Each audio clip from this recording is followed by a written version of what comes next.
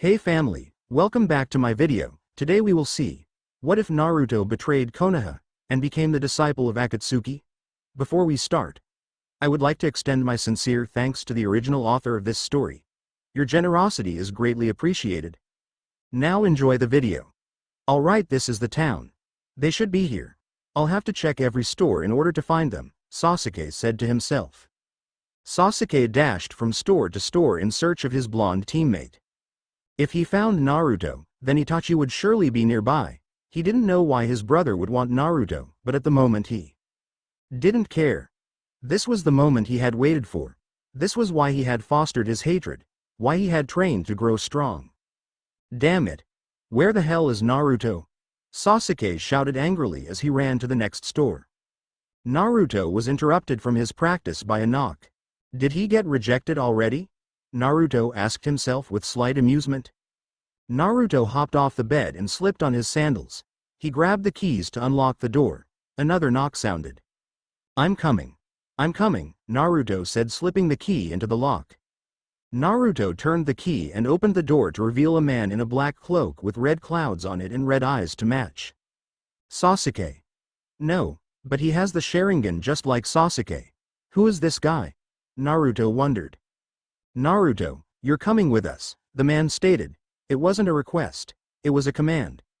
Naruto found himself complying out of fear. The man shut the door behind Naruto. To think that this brat has the Kyuubi sealed inside of him, another man said. Naruto stepped back out of fear. The other man wore the same cloak as his partner. A large sword was strapped to his back and his skin was a strange blue color, giving him the semblance of a shark. But it would be annoying if he tried to run away. Maybe I should cut off one of his legs. What do you think, Itachi? The man identified as Itachi said nothing, as if he was contemplating whether or not he should let his partner cut off Naruto's leg. The shark man grinned at Itachi's silence and pulled his bandaged sword off his back. Naruto audibly gasped. He tried to run, but he found himself frozen in fear. No, we wouldn't want his blood leaving a trail. I'll take care of it, Itachi finally said. Naruto turned to face Itachi. That was a mistake. The moment he met Itachi's eyes, he felt himself grow heavy and fell forward, blacking out before he hit the ground. Come Kisame. Jiraiya will be here soon. Grab the boy and let's go, Itachi said before vanishing from the hallway. Kisame picked Naruto up and tossed him over his shoulder before following suit. A moment later, Sasuke came rushing down the hall before stopping in front of the room he knew belonged to Naruto. The Uchiha threw the door open, revealing an empty room. Sasuke's eyes widened. He was too late. It didn't matter who it was. Itachi kept taking his important people from him. Overcome with emotion, Sasuke threw back his head and shouted at the agony of losing someone else. His Sharingan inadvertently activated, revealing two tomos, soon followed by a newly formed third tomo appeared. My Sharingan. I can feel it growing stronger. At that moment he felt a presence behind him. Sasuke whirled around to see a tired-looking Jiraiya. Jiraiya? What happened? Where were you? They took Naruto? We have to go after them, Sasuke said. You sure ask a lot of questions. Jiraiya chuckled lightly despite the situation. I was tricked. Itachi slipped me a drug that's inhibiting my chakra control. If we go after them now, we'll surely die. It'll take a couple of days for this drug to get out of my system. 2 days? By then Naruto will be dead, Sasuke said in frustration. No, he won't. They need him for something. I don't know what it is, but I do know they need him alive for it, Jiraiya said. What makes Naruto so special? Why is my brother after him? Sasuke asked. Jiraiya gazed at the Uchiha carefully. Naruto's Jinchuriki status was an S-class secret. Even so, it was certain that that was the reason for Akatsuki going after him. But this was Naruto's teammate, his involvement was a given, especially since a member of Akatsuki was also his brother. Itachi is a part of an organization called Akatsuki. It's comprised entirely of S-class criminals. They want Naruto for what he carries, Jiraiya revealed. Sasuke said nothing. Jiraiya was surprised. Sasuke seemed to be taking the information quite well. Finally Sasuke responded. It's the Kyuubi, isn't it? It's sealed in Naruto, isn't it? Very perceptive. I believe the Akatsuki wants to harness the power of the Kyuubi for their own purposes. When did you find out about the Kyuubi? Jiraiya asked. I never knew for sure. I began to suspect in the Chunin exams. When we were attacked by Orochimaru, Naruto went berserk. He attacked with strength and speed that was greater than anything I had seen from him. His eyes had turned red and he had a seal on his stomach that Orochimaru sealed over. After the exam I did a little research. The Kyuubi died on the day Naruto was born. It seemed a little coincidental to me, Sasuke explained. Jiraiya strode over to the bed and laid down. What are you doing? Sasuke questioned. With this drug I won't be at full strength for at least 2 days. While I get my strength back, we'll go track down the new Hokage. Then with her we'll go after Itachi. So you better rest up, kid, we have a long day tomorrow, Jiraiya answered. You think I'll just go with you? Sasuke retorted, slightly irritated at his assumption. You will if you want to find Naruto, Jiraiya said. The Toad Sage shut his eyes, signaling the ending of the conversation. Sasuke grit his teeth, frustrated that he was powerless to do anything. Despite his anger, eventually it gave way to reason. Blinded by his hatred for his brother, he had overlooked the fact that he wasn't strong enough to kill his brother. He had come a long way from the scared boy he was when Itachi murdered his clan, but he still had longer to go before he could face Itachi in a one-on-one fight. You better not die, Naruto, Sasuke thought. This chapter was fairly short, but considering it was introductory it couldn't be helped. I did take the liberty of changing a few things, which you likely noticed, but that's how it goes in fanfiction. Anyways, leave a review telling me your opinion, and if you like the story, favorite it and follow. Also, I will finish all of my other stories in due time, but this one will likely take precedence. Meetings, and I'm back with the second chapter of this story. It took a little longer than I would have preferred, but I still think I got this done in a decent amount of time. From what I could tell, there were a good amount of you that are at least interested in what this story could become, and as a result I got 13 follows and 9 favorites and 1 review. Shout out to Nayad78 for being the only one to review. You're a star. I hope this chapter makes the deal for you. I appreciate all of your guys and gals interest in this story, and I hope you stay with me to the end. Enjoy. Disclaimer. I don't own Naruto the franchise or the person. Tobi ascended the stairs of the highest tower in a megacure. He needed to speak with Pain. The trajectory of his plans had been altered with Naruto's capture. He was aware that Itachi was assigned to capture him, but he had expected him to fail purposefully. Tobi was not a fool. He knew that Itachi's allegiance still lay with Konoha, which meant that Itachi had a plan that was even outside of Tobi's knowledge. He knew Itachi was a resourceful shinobi and should never be underestimated, yet it seems he did just that. But it did not matter. Tobi had a way of tipping things back in his favor and to get Naruto willingly to help him. All he had to do was plant a seed in Pain's mind. Tobi arrived at the door at the tower's pinnacle to see the door already ajar. He stepped through into a dark room. There were 2 people present. The first was a woman. She wore the cloak signifying her membership in Akatsuki. Her hair was a striking blue, even in the dark. Atop her hair was a blue origami flower. Tobi could feel her amber eyes piercing him. It was clear she did not trust him. Tobi shifted his eyes to the other person in the room, the reason why he was here. This was the man known as Pain, who calls himself a god, and yet here he was looking like a frail cripple, attached to a machine that he used to control his 6 paths of pain. Pain, or more accurately Nagato, had red hair, a dead giveaway to his heritage, but his most noticeable feature was his eyes. The Rinnegan eyes, the eyes that once belonged to Sage of the 6 Paths. I knew you were coming, but you have not appeared before this body in quite some time. What is it that you want? Pain asked. Naruto Uzumaki has been captured, Tobi replied. I already knew this, and we shall soon extract the Kyuubi from him. And then we will continue to hunt the rest of the tailed beasts, Pain said. He is not like the other Jinchuriki. He will survive the extraction process, Tobi explained. Pain and Conan's surprise could not be hid. That's impossible, Conan protested. The tailed beast's chakra bonds with the hosts upon sealing. That bond increases over time. Having a tailed beast extracted severs that bond and rips the chakra coils apart, which causes chakra to leak into the host's body, until it results in chakra poisoning and the host dies. A person could not survive that. Not true. Naruto hails from the Uzumaki clan, a clan known for their mastery of fuinjutsu and exceptional life force. He will survive the process. It does not matter, should he survive we will kill him. His purpose will have been served and he will no longer be needed, Pain said without hesitation. How cruel. Killing your own clan members. Even I did not think you would do such a thing, Tobi said with slight amusement in his voice. Do not play games with me, Pain said with a clear edge in his voice. I do not come from a shinobi clan. You would think that, wouldn't you? It's understandable. But then if you think about it, if you came from nothing then what purpose was there in Konoha killing your parents? Was it just a byproduct of the harshness of war or was it something deeper? The silence that followed was thick. Tobi held Pain's curiosity in his hands and they both knew it. I'm sure you aware of an individual named Danzo? Tobi asked. Pain's eyes flashed. Danzo was the one who teamed with Hanzo and had Yahiko killed. His day of judgment was coming and there would be no forgiveness for him, and if what Tobi was insinuating had any truth to it then he would do more than pass judgment against Danzo, he would crush him with the full wrath of a god.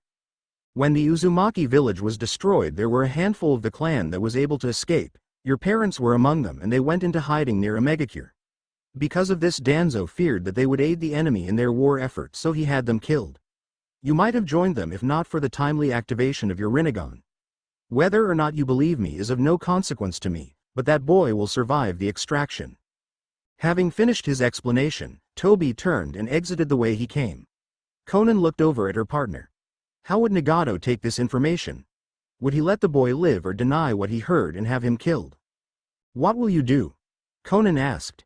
The extraction will start tonight. If he does indeed survive then I will bring him before me, Pain stated. 3 days later. Damn it, I thought you knew where she was, Sasuke said, his irritation clear. I did. But believe it or not people don't always stay in the same place for long, Jiraiya responded, his own irritation showing. If I'm right here trajectory should have her in this town we are coming up to. Now. It better, it's been 5 days since Naruto was captured. If we don't hurry he could die soon.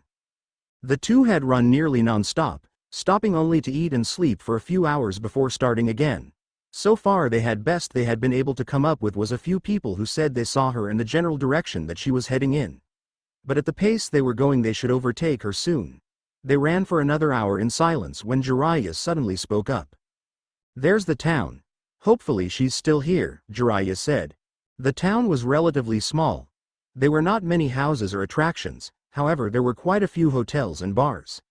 It was clear that this town was not really geared towards long-term residents. But to its advantage it was strategically placed so that many people stopped to rest on their way to Tanzaku town. As they always did, when entering a new town, they checked the nearest bar for Tsunade, but unfortunately she was not there. Sasuke leaned against the wall as Jiraiya spoke to the owner. This is how it always went, they would check the bar, she wouldn't be there, and Jiraiya would ask the owner if he'd seen her. This is such a waste of time. We should have gone after Itachi and Naruto first. Who knows what may have happened to Naruto? This woman better be worth it, Sasuke thought. Jiraiya nodded to the owner before walking back over to Sasuke. He beckoned for the Uchiha to follow him. It was on to the next bar. Sasuke followed at a distance. After all, this was Jiraiya's area of expertise. As they walked, a chill passed down Sasuke's spine. He turned his gaze to his right. Someone was watching them. But this feeling, it felt familiar. Had he experienced it before? He was about to voice his concern when he bumped into a now stopped Jiraiya.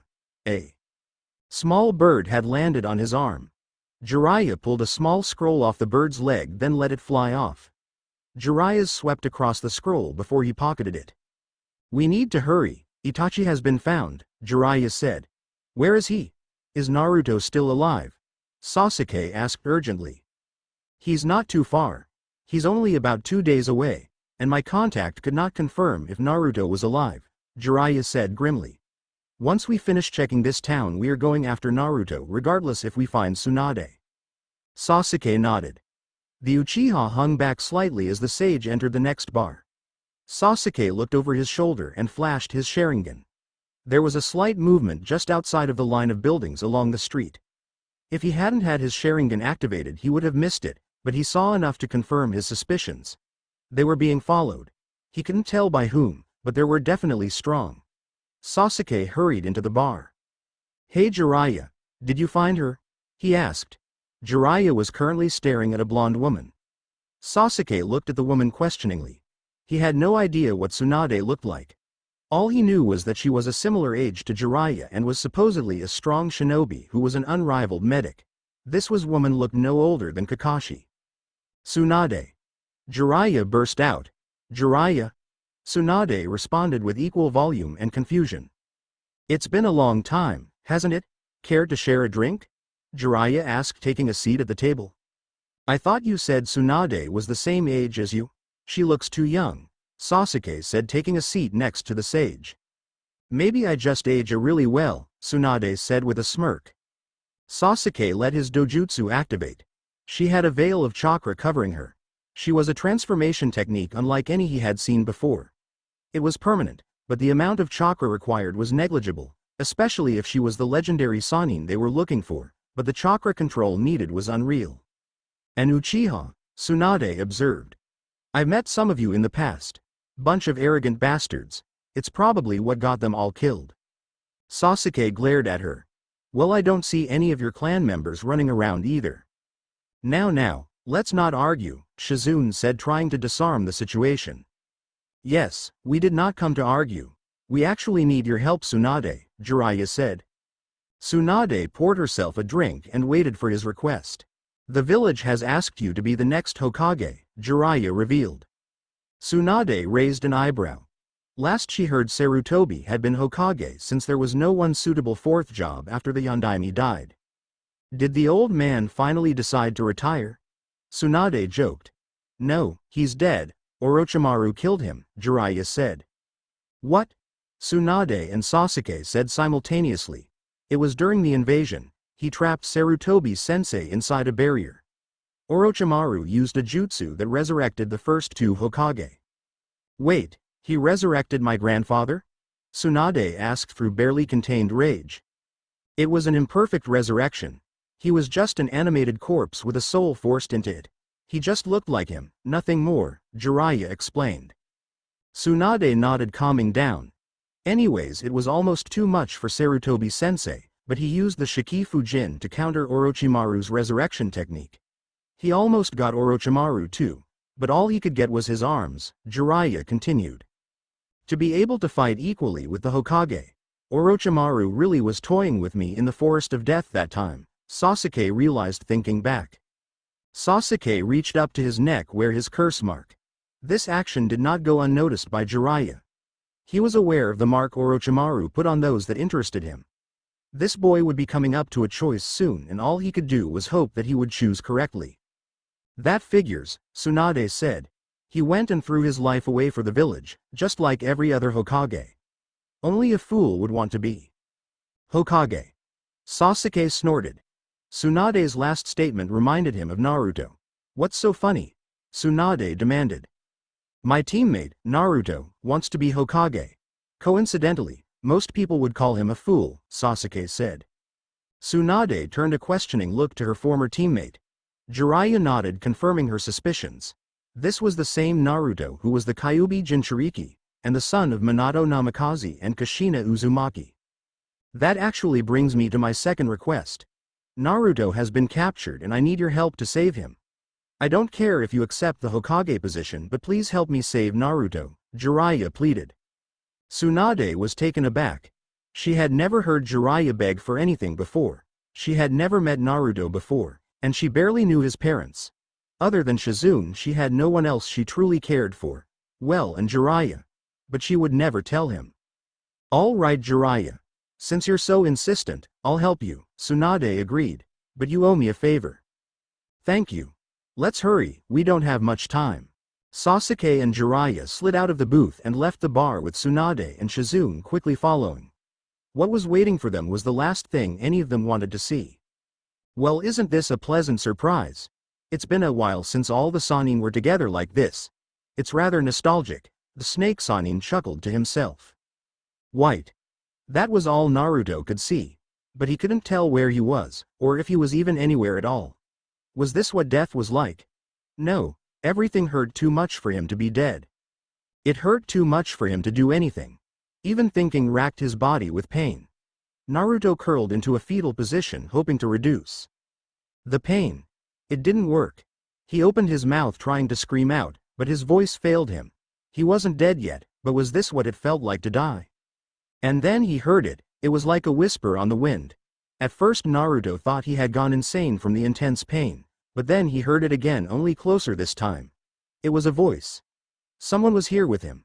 Naruto looked up. He could see someone running to him. No, there was more than one person. Naruto began to move. He struggled to pull himself up. After much effort and even more pain, Naruto staggered to his feet. His success was short-lived as he began to fall back down. But before he could hit the ground, someone caught him. Instantly the pain shrank back. Whoever this person was, they had a soothing touch like he had never experienced. Naruto looked up to see who it was. "Hello Naruto," the person said with a smile. Naruto looked up at the person's face. He had never seen this person before, but this was his mother. Then he felt another hand on his shoulder. It was a man who looked just like him. Naruto knew it was his father. Despite his pain, Naruto smiled. It's kind of a cliffhanger, but not really. A lot was set up this chapter, but next chapter we start to get into the good stuff. Please review to let me know how I'm doing or if you have any suggestions, otherwise I'll keep doing what I'm doing. Until the next chapter. Resiliency time for the next chapter. I would have had it up sooner, but Pokemon X is so good. It's hard to stop playing. Now without further ado. Enjoy. Disclaimer. I own nothing, not even Naruto. Naruto had been orphaned from birth. The Sandaime had told him that his parents had been strong shinobi who fell in the Kyuubi attack and that the Yondaime had sealed the Kyuubi in him. He never understood why he had been chosen to be the vessel for the fox. Until now, that is. The man before him was an older version of him appearance-wise, but this was the Yondaime. As in his childhood hero, who he had looked up to as a kid. The irony was not lost on Naruto. The man he wanted to be like and eventually surpass was his own father. This knowledge made him happy, but this was the man who burdened him with the fox. He was the reason why he grew up alone and why he was hated. Naruto jerked to his feet away from his mother. He pointed an accusing finger at his father. "You sealed the bastard fox in me. What the hell? How could you do that to your son? It was so lonely. Everyone hated me, for something I carry," Naruto shouted. Tears threatened to fall from Naruto's eyes. The combination of the emotions from meeting his parents for the first time and the release of the pent-up anger and loneliness he let build up over 13 years. He felt someone wrap their arms around him. "I chose you because you are my son. I believed in you. Minato didn't want to seal the Kyuubi in you, but he knew you would be strong enough to handle it. You are an Uzumaki after all. We have a history of being the Kyuubi's Jinchuriki," Naruto's mother revealed. "What do you mean?" Naruto asked, puzzled. "Kushina was the Kyuubi's Jinchuriki before you, and before her it was the Shoden's wife," Minato answered. Naruto was stunned. He never thought about where the Kyuubi was before it attacked the village, but he never would have guessed that it was sealed inside his mother. But then if it was sealed in her, why did it have to be sealed in him? Did the Kyuubi manage to break the seal? Wait, if the Kyuubi was sealed in you, then how did it attack the village, and why did it need to be sealed in me? Naruto questioned. Minato's face darkened for a moment. The seal is at its weakest in the time of childbearing. On the night you were born, a masked man appeared. Somehow he knew that the seal would be weak and he attacked us. He managed to rip the Kyuubi from its seal and set it on the village. But this man, not only did he know about the seal and the Kyuubi, but he also had control of it. He could control the Kyuubi? Is that really possible? Naruto asked, his surprise evident. There have been a few people throughout history who could do it. The Shoden was one of them, Minato explained. So then who was this guy? Naruto wondered aloud. I'm not sure. But my guess is Madara Uchiha. He's the only one who's ever been able to summon the Kyuubi, and he was also present during the first sealing of the Kyuubi, so he would know its weaknesses. The only problem is that he should be much older than the man who attacked us, but he was definitely an Uchiha, Minato answered. Whoever he is, you will face him in the future. Of that I'm certain. But don't worry Naruto, you will be ready. We believe in you, Kushina said encouragingly. Naruto smiled at his mother briefly, but it was quickly replaced by a frown. How would things have been different if not for this man? Naruto could have had a normal life and a normal family with normal friends. Whoever this man was, he had the right to hate him, to hunt him down and enact vengeance for his family like Sasuke. He could get mad and hate the world like Gaara. Naruto took a few steps away from his parents. The two exchanged a glance. They had no idea how he would take all this information. "I won't be angry," Naruto finally said. "This is the hand I've been dealt. I wish I could have gotten to know you, but I'm really glad that I got to meet you. Watch over me, okay?" Kushina moved to her son and embraced him and began to openly weep. "Thank you, Naruto. I love you." Naruto did not know what to say to that. Nobody had ever told him that they loved him. He slowly returned his mother's embrace. Naruto didn't know how long they stayed like that or when his dad joined them, but to him time was a secondary matter. Their silence was broken by the blonde Hokage. "It looks like this is it. Our chakra signatures are fading. The seal has collapsed and I can't sense the Kyuubi anymore. They really sealed it away," Minato said. "Naruto, be careful and take care of yourself," Kushina implored with a motherly smile. Naruto smiled in response. "I will." Minato extended his hand to Naruto. Naruto reached out and grasped his father's hand. Kushina placed her hand on top of theirs and instantly a flash of pain coursed throughout Naruto's body. But just as quickly the pain vanished, making Naruto wonder if he had only imagined it. "Use it well, son. Be strong," Minato said, confirming Naruto's suspicion. "What was that?" Naruto asked. "You'll see." "Goodbye, Naruto," Kushina said. Naruto's parents began to fade away until all that was left was the whiteness. And for the first time since he was born, his mind was solely his own. There was no Kyuubi sitting in a cage and the traces of his parents were gone too. Now there was nothing but unending whiteness. But even that began to give way to darkness. Naruto began to panic. Was this it? Was he dying? No, if he was dying it wouldn't hurt so much. He was being jerked back to reality. Naruto squeezed his eyes shut. When he opened them, he found himself suspended in a bubble of chakra surrounded by 9 people. The chakra abruptly vanished, causing him to fall to the ground. Naruto groaned upon impact. The fall was much larger than expected. Naruto tried to stand and barely succeeded. He looked up at the 9 figures. "I've got to give it to this Gaki. He's tough to have survived that. Nobody should have survived that," Kisame said, impressed. "While it is impressive that he lived, we cannot allow him to remain alive," Sasori said in a gravelly voice. Kisame grinned and placed a hand on the hilt of his bandaged sword. "No," Pain interjected. "Bring him to me. I wish to meet this boy." "Why?" Itachi asked, ending his silence. "That is not your concern. If you fail there will be harsh consequences," Pain said, letting his threat hang in the air. Itachi said nothing. Kisame looked to his partner to gauge his reaction, his hand still present on his sword hilt. The other members looked on in uncharacteristic silence. Itachi did not typically speak at their meetings, and for him to question their leader was unprecedented. "As you wish, Leader Sama," Itachi said. With a nod, Pain's silhouette vanished, quickly followed by Konan. The remaining members followed suit one by one until all that was left was Itachi, Kisame, and an exhausted but fearful Naruto. "So should you or should I?"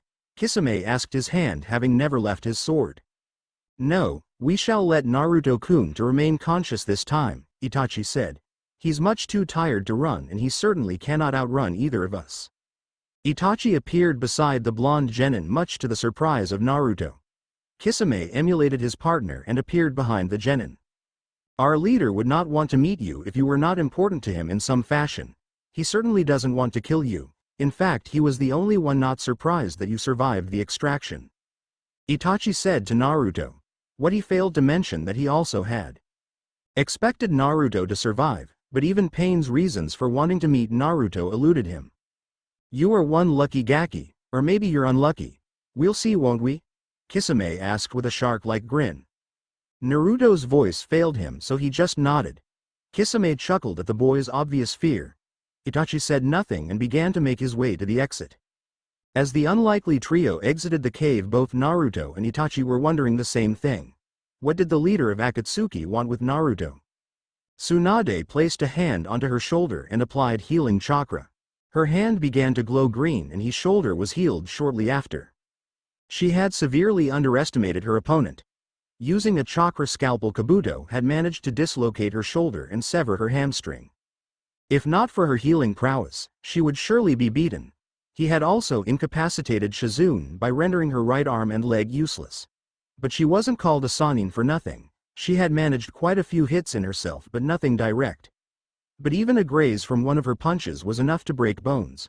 Unfortunately for her, Kabuto's healing abilities were also at a high level. "I think it's about time we end this, don't you, Tsunade-sama?" Kabuto taunted.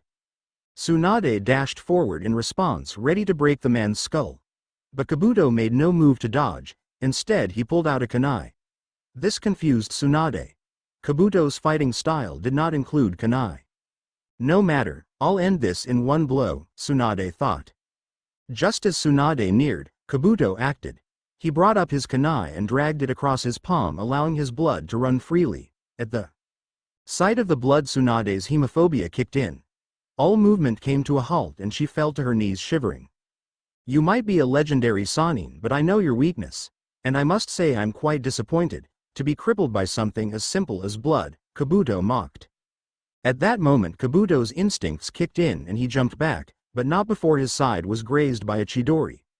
Kabuto hissed in pain and distanced himself from the newly involved Uchiha. The sound medic began to heal himself as he sized up his newest opponent. Sasuke looked over his shoulder at the older woman. "Aren't you kind of useless? A medic who's afraid of blood? That's pretty pathetic," Sasuke said. "And you're supposed to be our next Hokage? We might be better off without you." "What the hell do you know?" Tsunade snapped in a shaky voice. "I know that you would have died just now if I didn't save you," Sasuke retorted. It's no use reasoning with her, Sasuke-kun. Her fear stems from the death of her brother and fiancé. So step aside, Sasuke. Orochimaru needs you alive. And I doubt he would appreciate it if I damaged you, Kabuto said. "You act like you can," Sasuke said fiercely. Sasuke dashed forward, charging up his Chidori for the second time that day. Kabuto smirked as the young Uchiha quickly closed the distance between them. At the last second, the sound nin dodged the attack. Sasuke's jutsu collided with a boulder behind Kabuto, causing it to explode into multiple pieces. Before Sasuke could recover, Kabuto moved behind and used his chakra scalpel on Sasuke's left leg, immobilizing him. Sasuke quickly spun, a kunai now in his hand, and he slashed at his attacker only to hit air. "Face it, Sasuke, you can't defeat me. You have tremendous potential, but it's being wasted in Konoha. If you come with us, you can grow strong. Strong enough to defeat Itachi," Kabuto reasoned. Sasuke hesitated at the mention of his brother, but he quickly brushed it aside. "If you think you can defeat Itachi with that level of skill, you're sorely mistaken. And if you think that it'll beat me either, then you have another thing coming," Sasuke said. Sasuke made a hand sign. An explosive tag attached to Kabuto's left leg lit up. Kabuto's eyes widened. The tag exploded, bringing up a cloud of dust. Sasuke breathed a sigh of relief. If that hadn't worked, things could have gotten ugly really fast. Just as Sasuke lowered his guard, his Sharingan detected movement in the smoke, but it was too late. Kabuto was already inside his guard, preparing an attack. Sasuke raised his right arm to defend. He felt the muscles in his arm sever, and the young Uchiha forced himself to jump back despite the injury to his leg. "Damn it, I can't use my arm anymore, which means I can't form seals for jutsu. All that I can do without seals is the Chidori, but I don't have enough to chakra to do that.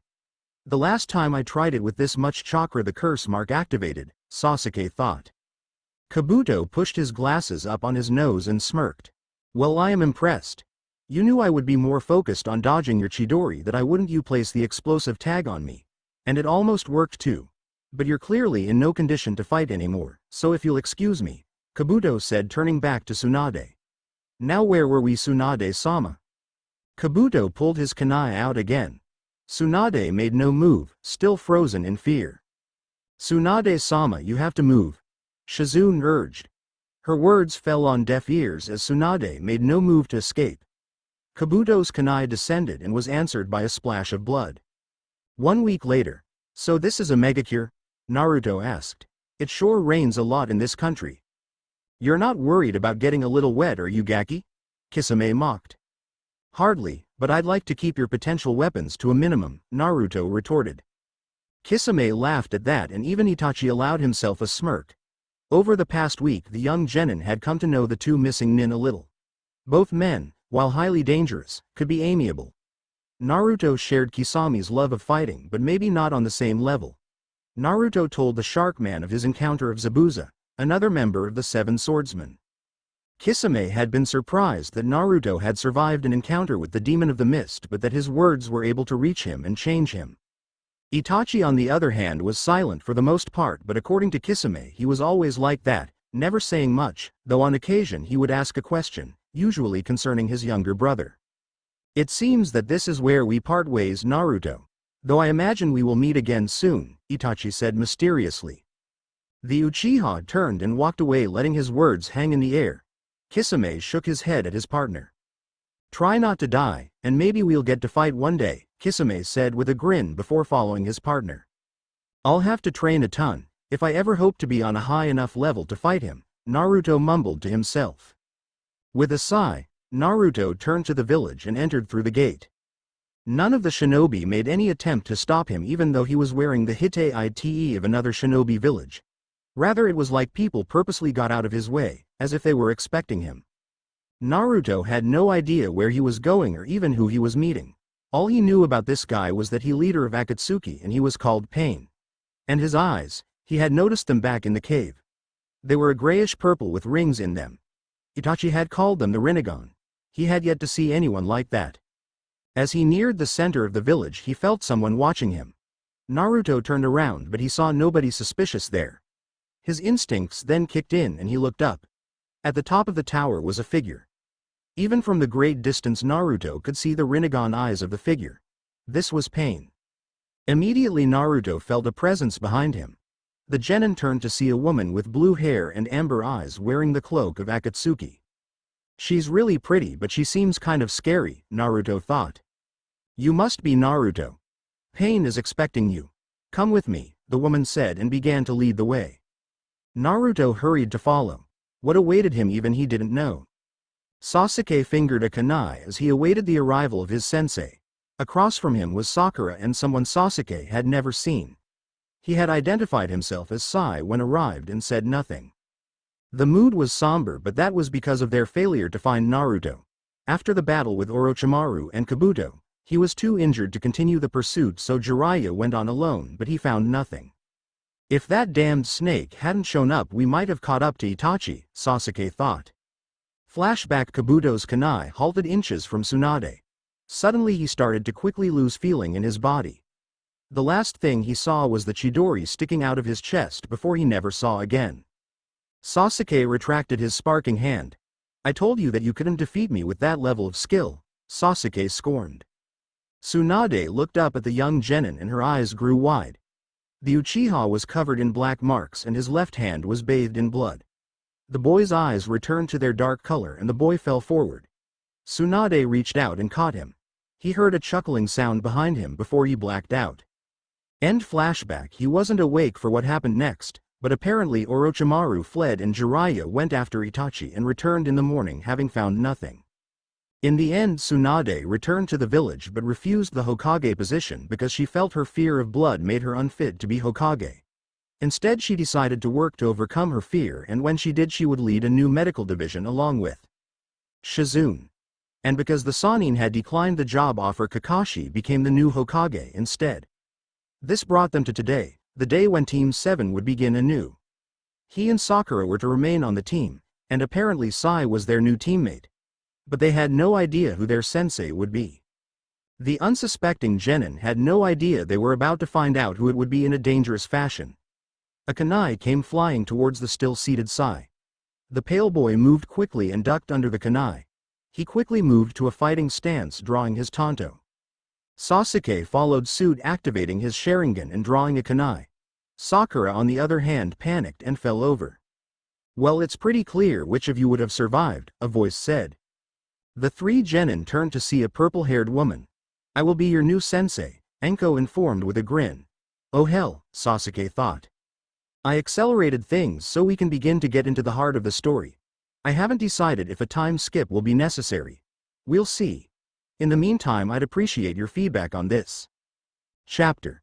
Until next time, to know pain. Netflix is like an addicting drug. Once you try it once, nothing else satisfies, but despite my struggles, here's the next chapter. I do hope you enjoy. Disclaimer. I do not own the Naruto fandom. Is this really the only way to the top? Naruto asked with the hint of a complaint. This is the way we are taking, and we are not going to the top, Konan said. That was the third time the blue-haired woman had shot down any attempts by Naruto to make conversation. She didn't even give her name when he had asked. Whoever this woman was, she wanted nothing to do with him. The pair was nearing the top of the tower. There had been nothing really to see on the way up. There were a few rooms on various floors, but there seemed to be no pattern to them. The same applied to the windows, few and far between. All in all, the tower was tall, but that was about the only interesting thing about it. They continued on in silence for a few more minutes before coming to a floor that was different from the previous ones. There was an open room that had a ledge that jutted from the side of the tower. This was the floor that Naruto had seen, the one with the Rinnegan looking down at him. Naruto looked up. There were still a good amount of floors until the top. They weren't going to the top, but that didn't stop Naruto from being curious about what was up there. Naruto turned his gaze back to the room before him. On the ledge was the man Naruto had seen. The man performed a few hand signs and raised his hands to the sky. In a moment the rain ceased falling. Naruto's eyes grew wide.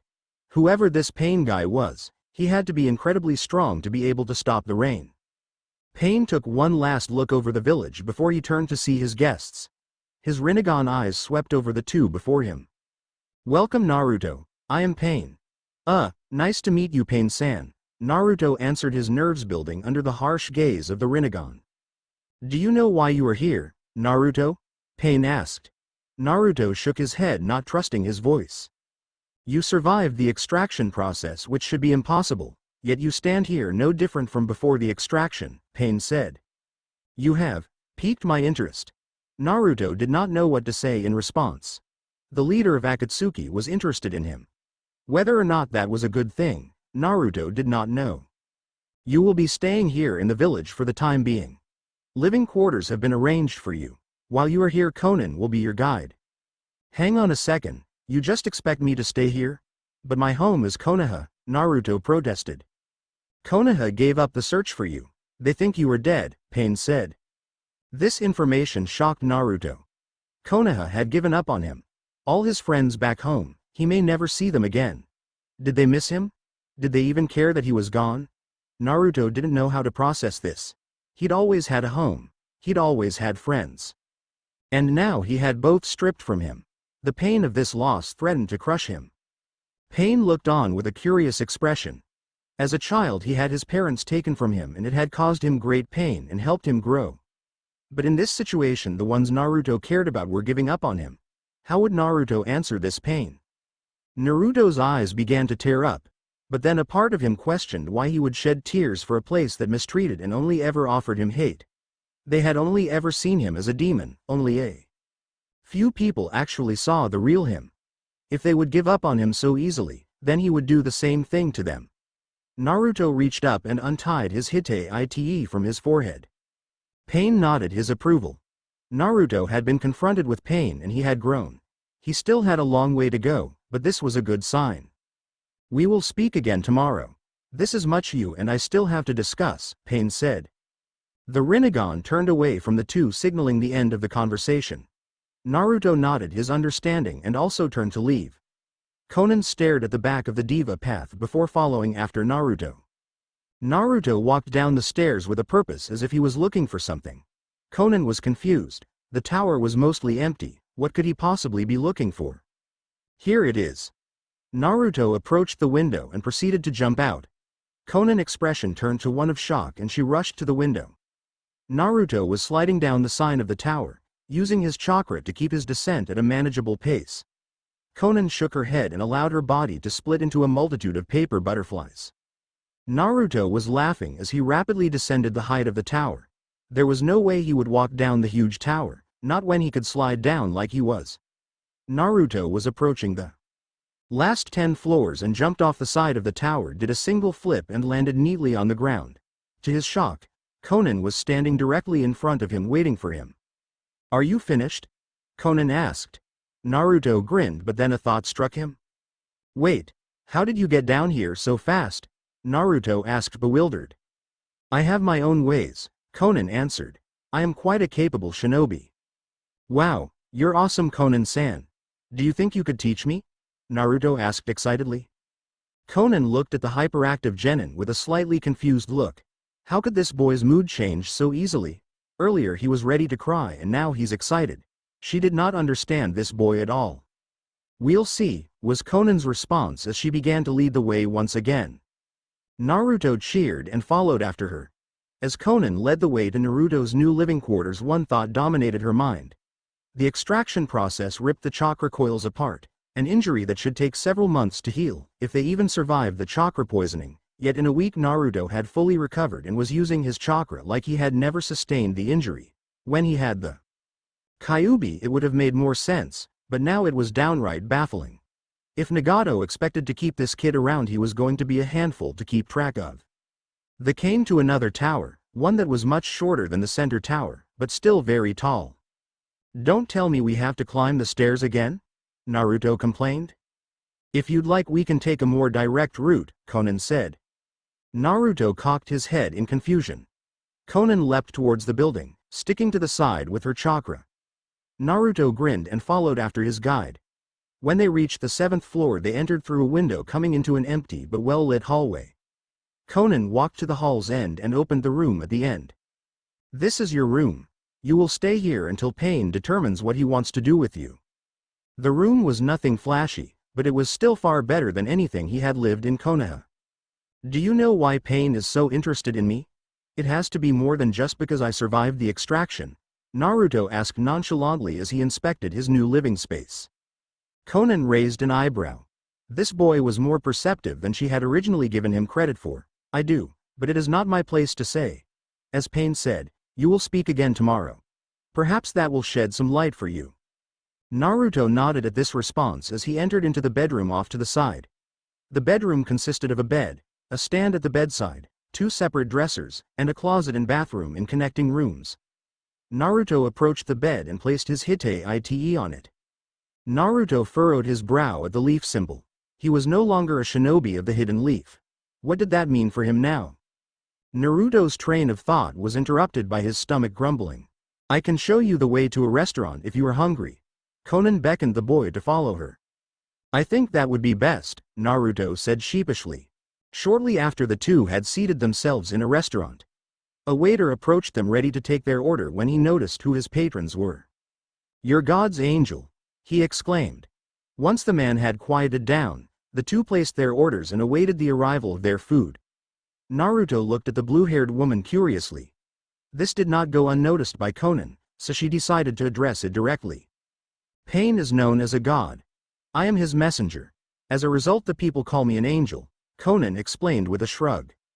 Pain must be a strong shinobi to be called god, and you must be strong too, Naruto marveled.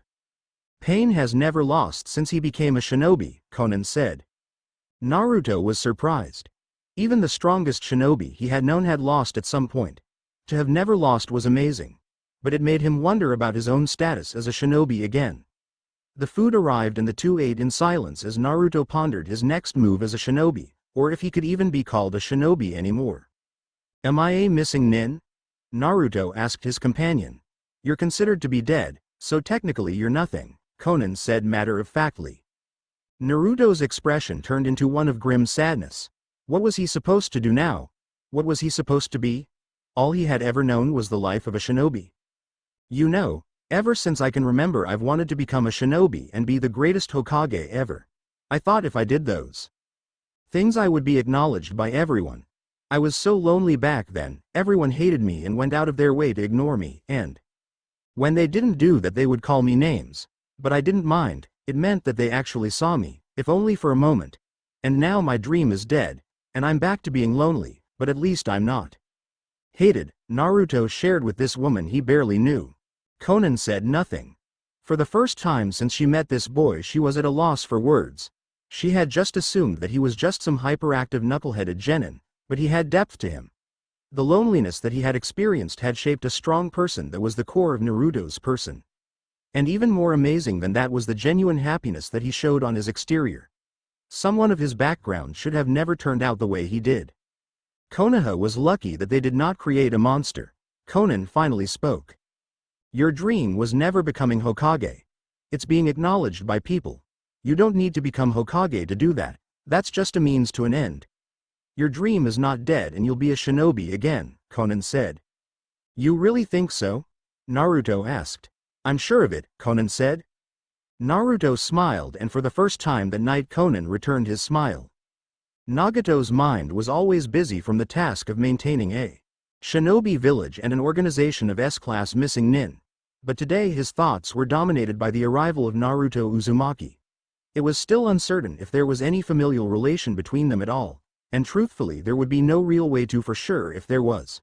But so far signs had pointed to it being true. Over the past week Zetsu had been gathering information about the Uzumaki clan, and he confirmed much of what Madara had told him. But it was still too soon to reveal this information to Naruto. He would allow more time to pass to make his own decision on the matter. After all, he was a god, and he would pass judgment, even on his own family. At that moment Konan appeared, having finished guiding Naruto for the day. What did you learn? Nagato asked. He still has some of the attributes of the Kyuubi. His healing factor is still highly accelerated. His chakra coils are functioning normally, yet they should have required several months to heal. I don't know if there are any other attributes he has kept, Konan reported. An interesting side effect of the extraction, but not necessarily an issue, Pain said dismissively. Anything else? Not much else really. He grew up just as you'd expect for a Jinchuriki. He was alone and hated, but he didn't turn out like other Jinchuriki, Konan said. How so? Nagato asked, his curiosity now piqued. He strove for the approval of those that shunned him. He wanted to change that way people saw him, Konan explained. Interesting. He's naive, but he has potential. People cannot change. They inflict pain and spark conflict at the cost of lives. I will teach him about the true meaning of pain, and then I will show him to use pain to become strong, Pain said. Then you accept him? Konan asked. As things stand now, it is unknown if we come from the same clan. But I will find out. In the meantime, he could prove to be useful to our plight. We still have 7 more Jinchuriki to capture, Pain answered. Konan nodded. After the death of Yahiko, Nagato had changed. He no longer let people near him, physically or emotionally, other than herself. But Naruto had the potential to bring back a little bit of the old Nagato. Not all of him, given all that he had endured. That would be too much ask, but just enough to help him regain some of the kindness he had lost. Konan started to leave but stopped herself. You lied to Naruto about Konoha. They haven't given up yet. Why did you do that? Konan asked, a slight accusatory tone in her voice. To create a clean break. It's only a matter of time before they do, and I wanted to see how he would handle it, Nagato said evenly. Do not worry on this anymore. He is with us now. And that's where I'm going to end it. I have finished laying the foundation for this story, and we can finally get into the heart of the story. Next chapter, 2 new Akatsuki members make their debut. Feel free to guess who they will be. Until next time. A new mission. Welcome back, readers. Today is my birthday and I decided I would gift you with a new chapter. I felt that the last chapter was a bit shaky, but you seemed to enjoy it. As was noted in one of my reviews, Naruto is acting a little OOC. That will begin to happen more and more as he will be influenced by the various Akatsuki members. He won't turn into a dark Naruto, but he won't be like he is in the anime, manga. Nevertheless, I hope you enjoy. Disclaimer. I don't own Naruto. Naruto stood alone at the Omegacure training grounds. The rain was the only sound that he could hear. He was waiting for the arrival of his teachers. Over the last 2 months, Konan and Pain had been helping him train. During that time he had discovered his affinity for wind nature jutsu. Konan, who also possessed this affinity, taught a few jutsu to the former Jinchuriki. Pain, on the other hand, taught him the many mechanics of the Kage Bunshin no jutsu, including their memory retention to increase his training ability. Naruto adjusted his Hite Ite as he smiled at the memory of how he obtained it. A week ago Pain told him it was time to put his abilities to the test, and the best way to do that was to spar against him. The fight was terribly one-sided. Looking back, it was rather embarrassing how easily Pain had defeated him, but apparently the leader of a Megacure saw something he liked and awarded him with a Hite, instating him as a genin of a Megacure. The barest of sounds registered in Naruto's ears. Naruto quickly turned to see his blue-haired teacher and friend. Your senses continue to grow sharper, Naruto-kun. Before you couldn't hear me approach in the rain, Konan praised. Thank you, Konan-chan, Naruto grinned. What are we going to train in today? Actually, we won't be teaching you today, a voice said from behind Naruto. Naruto didn't need to turn to know it was Pain, but he was mentally kicking himself for letting his teacher get this close to him without noticing. Then the words Pain said registered with him. Wait a minute, then who will teach me? And why can't either of you teach me? Naruto asked, his complaint evident in his voice. There will be no training today. You will be going on a mission with 2 other team members, and we have business to attend to that will occupy much of our time for the foreseeable future, Pain said calmly. Really? I get to go on a mission? All right, Naruto cheered. This mission is of the highest importance. This is your chance to prove yourself to me. Failure will not be accepted, Pain said with authority. I won't let you down, but what is the mission? Naruto asked.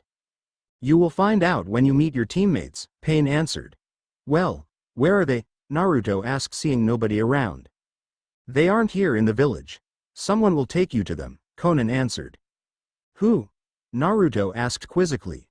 Ohio Pain-sama, Konan-senpai, an overly cheery voice called out. Before Naruto could properly register who spoke, a figure was beside him. It was a man in a dark cloak that concealed much of his figure, and he wore an orange spiraled mask that covered his whole face save for a single eye hole. You must be Naruto-kun. I've heard much about you, like that you survived the Biju extraction process, the man said jubilantly. He leaned closer to Naruto and continued to speak in a suddenly much deeper voice. You must be very strong to have survived. Naruto recoiled from the man as if he was struck. Naruto had no idea who this guy was or what to make of him. Was he a threat or an ally? Whoever he was, he must have known both Pain and Konan, because they made no move to remove him. Who the hell is this guy? Naruto asked. This is Tobi. He is the one who will take you to where you need to be, Konan responded. Hello, Naruto-kun. My name is Tobi and I will take you where you need to be. Please treat me well, Tobi said in an obnoxious voice. She just said that, Naruto said. Wow, you sure are sharp, Naruto-kun. Nothing gets past you, Tobi said and began laughing loudly. You can't be serious with this guy. He clearly has a few screws loose, Naruto said. I'd say the same could be said about you, Naruto-kun, Konan said with a light chuckle. Ha ha, very funny, Naruto said sarcastically. While Tobi is certainly an unorthodox individual, he is not someone to be trifled with. He's strong and he gets the job done, Pain cut in. Naruto turned back to the still laughing masked man. He was definitely more than what he let on. It was like the man before him was 2 different people. Or maybe he had imagined it. It had happened so fast Naruto couldn't be sure if he heard Tobi properly. And if Pain said he was strong, then Naruto needed no other endorsement to understand his strength. Time to go, Tobi said with glee. Tobi grabbed Naruto's shoulders, and before he could protest, the world twisted away and he found himself in his room alone with Tobi. What the? How did you do that? Naruto demanded of the masked man. Tobi cocked his head to the side as if in confusion. It was my super awesome jutsu, duh, Tobi said as if nothing could be more obvious. Naruto shook his head at the man's antics and began to pack for the mission he was about to go on. He didn't know how long he would be gone for. Tobi had spirited him away before he could ask. In fact, he didn't get to say much to Pain or Konan. He had grown close to the 2 over the past couple months, Konan more than Pain, but that was because she seemed more open to him. Pain seemed like he was holding back from truly getting to know the young genin, or so it seemed. What Naruto did not know was that Pain was waiting for an opportunity to revealing their shared heritage. He had decided that, even though there was no realistic way to know for sure if they both hailed from the Uzumaki clan, he would accept Naruto as his family.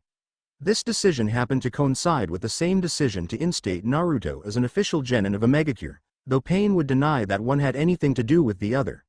Despite that, Pain wanted to tell Naruto the news in his own body, but as things stood his main body was much too weak. Naruto surveyed his room. Even though he had lived here for 2 months, he still didn't have many possessions. Not that he had many possessions back in Konoha. Naruto grabbed a scroll off his bedside table and slipped it into his bag. He slipped his bag onto his back and returned to Tobi in the adjacent room. Sasuke was angry, bordering on fury. He refused to be anything else. He wouldn't be sad. Sasuke punched the tree in front of him, hoping to alleviate some of his anger. It didn't help, so he punched the tree again. With every punch he threw, something began to well up in the Uchiha. He knew what it was and tried so hard to squash it deep inside himself.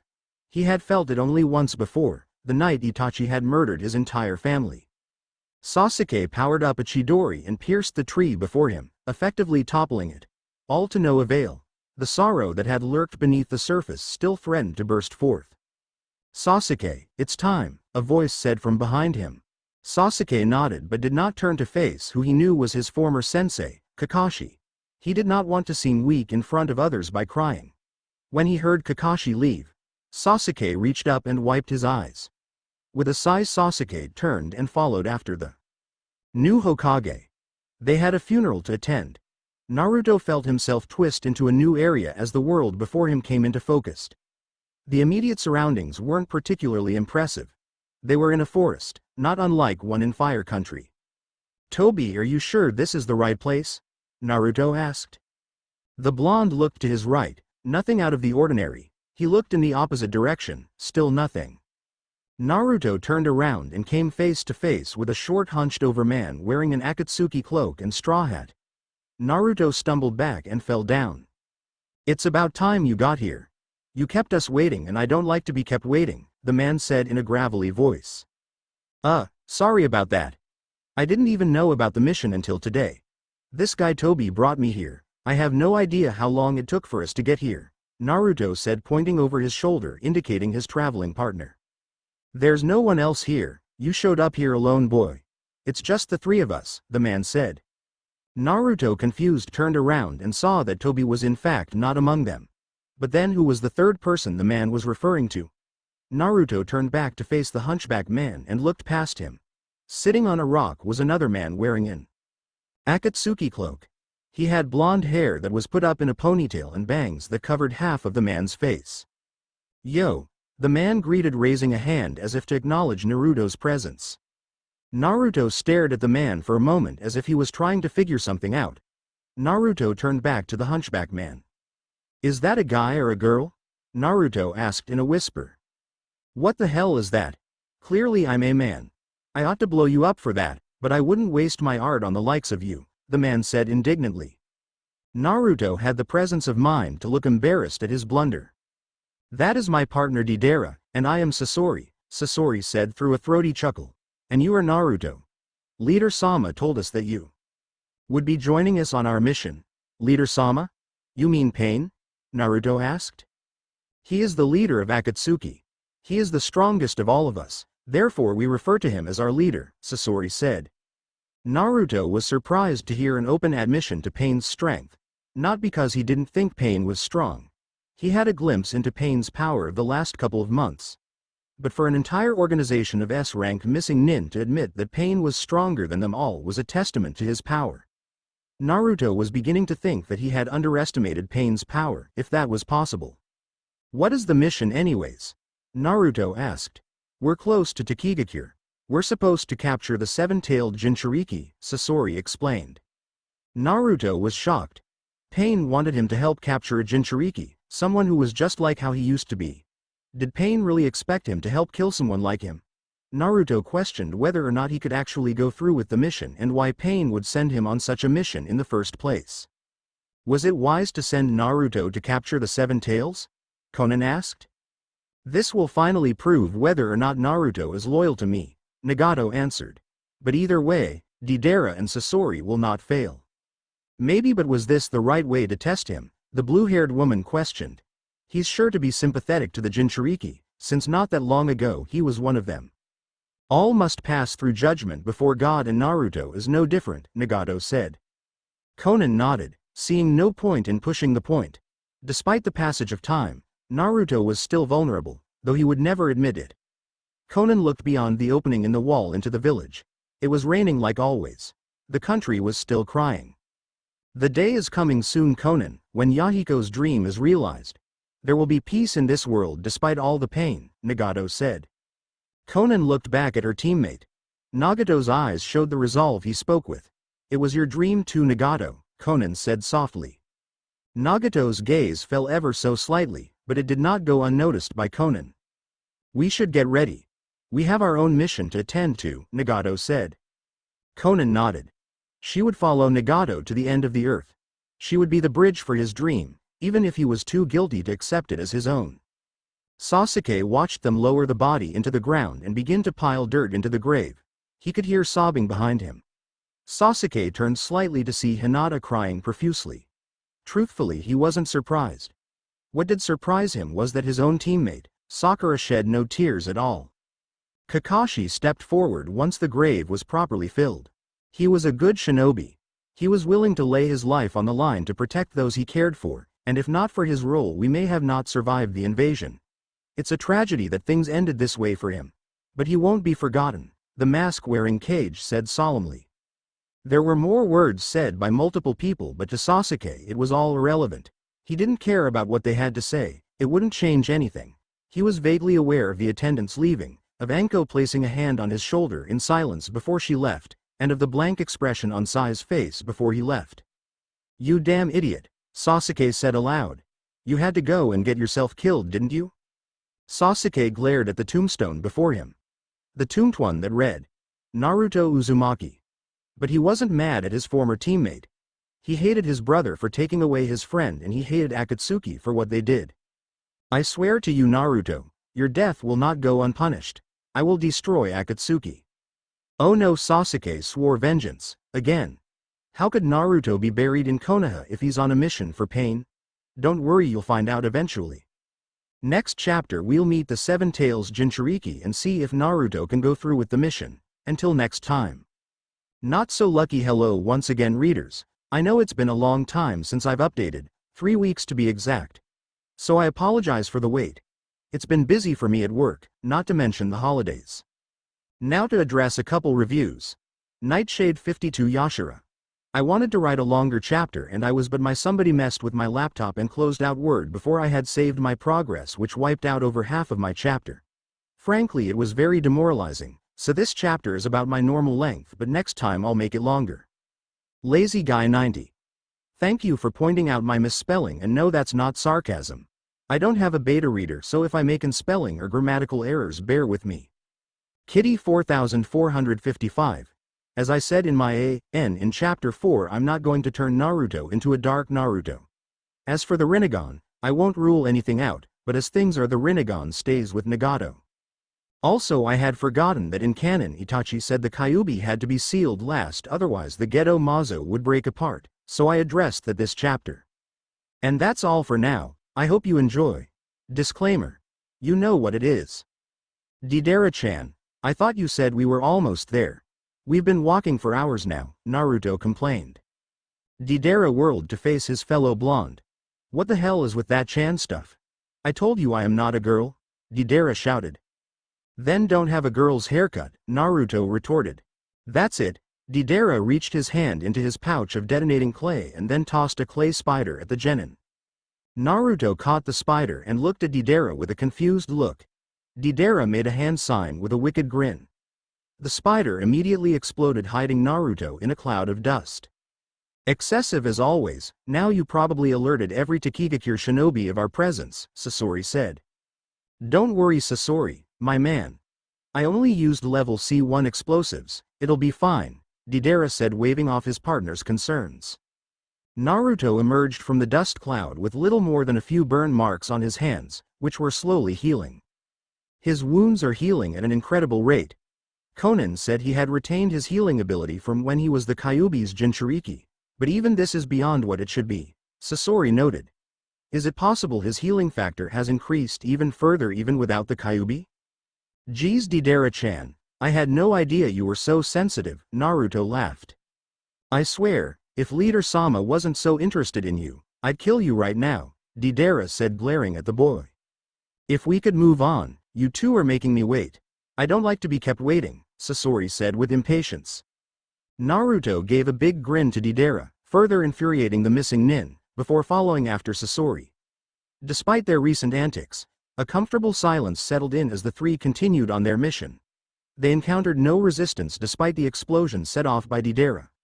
All the while Naruto's thoughts were dominated by two things.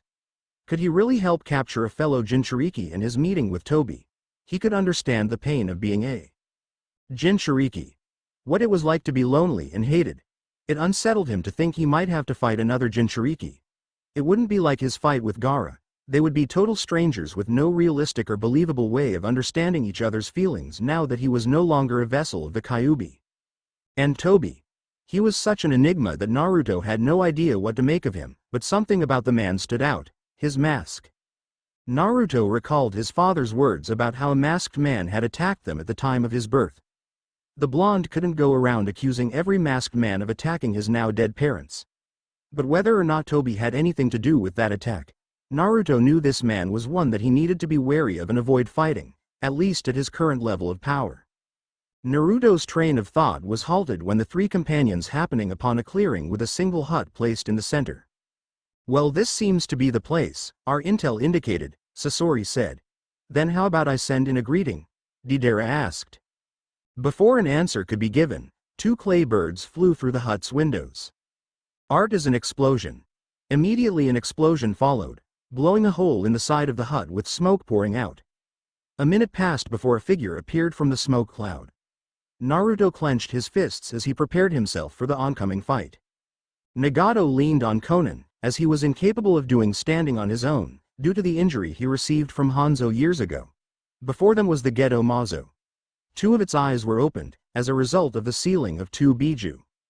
Is this a good idea? Konan asked with a hint of worry in her voice. Perhaps, but even in the worst-case scenario the consequences are nothing we cannot overcome and correct, Nagato answered. And what is the worst-case scenario? The Kyuubi would be released, Nagato stated matter-of-factly. But without a host, it would be simple to recapture it. Ooh, it looks like someone is being a bad boy, but not Tobi. Because Tobi is a good boy, Tobi said loudly. Nagato and Konan looked over at the new arrival. Tobi was leaning against the Gedo Mazo. What do you want, Madara? Nagato asked. The masked man crossed his arms and tilted his head in such a way that it allowed his Sharingan to shine in the dark. I could ask the same of you. What do you want the Gedo Mazo for? That you felt the need to summon it?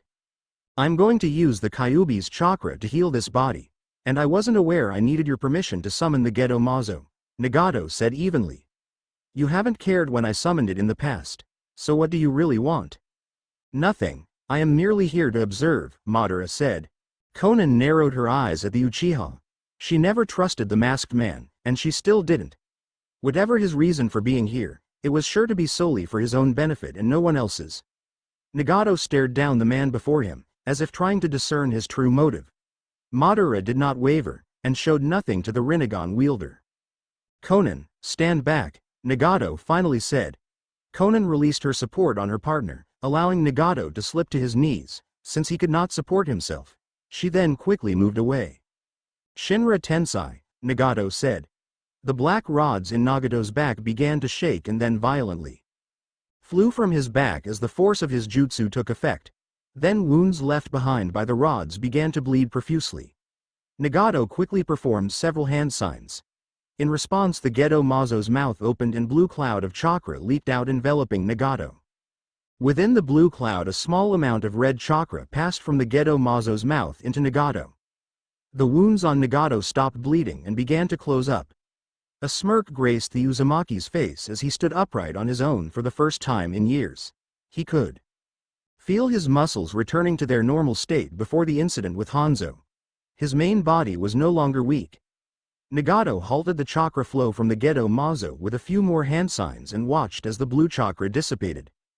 Bravo, now you might actually be able to pass as a god, Madara said in a mocking tone. Before any response could be given, Madara twisted out of existence, leaving no trace of his presence. Even you will pass before judgment, Madara. No one can escape it forever, Nagato said. Come Konan, there is still much to prepare. The two made to leave when they heard a cracking sound resound. They turned to see a large crack cutting diagonally across the Geomazo's face. What happened? Konan asked. The Geto Mazo is imbalanced, because we sealed the Kyuubi too early. If we don't rebalance it, then the whole thing will break apart and release the Biju we've already sealed, Nagato explained. Then how do we restore balance to it? Konan questioned. Naruto, Deidara, and Sasori should be capturing the Nanabi soon, and that will give us a few months to create a more long-term solution. But to do that we'll need to seal the Biju on the opposite end of the power spectrum, Nagato answered. You mean the Ichibi? Yes, the Ichibi would be an ideal target. Its Jinchuriki is still young and inexperienced, and Suna is still suffering from the backlash of their failed invasion, so it would be a simple matter to slip in and capture the Jinchuriki. Gaara, I believe was his name, Nagato said. And what of Naruto? According to Zetsu's intel, Naruto battled Gaara and eventually befriended him. He will not take it well at this point in time, if we capture Gaara, Konan pointed out. Naruto's loyalties are slowly turning to our cause. After his mission I will fully explain what our true goal is. And I will tell him of our shared heritage. But even with that, I am not so naive as to believe that he would assist or even condone the capture of his former friend, Nagato said. Naruto will not need to know. Hey, it's rude to blow up a person's home, you know, a female voice said. Naruto looked at the girl that had come out of the broken hut. She looked to about the same age and height as Naruto. She had short spiky mint green hair with an orange hair clip that matched her eyes. She wore a sleeveless white short that exposed her midriff, a white skirt and white armlets to match. On her arm was a Hite Ite of Takigakure. But what captured Naruto's attention was her tan skin. Having spent most of his life inside Konoha, he had only ever seen people with fair skin. Truthfully, he thought the girl was very pretty, so it made him sad that they would have to capture her. What's your name? Naruto asked. Idiot, we don't need to know her name. We just have to capture her, Deidara said. My name is Fu, and I won't be getting captured today, Fu said fiercely.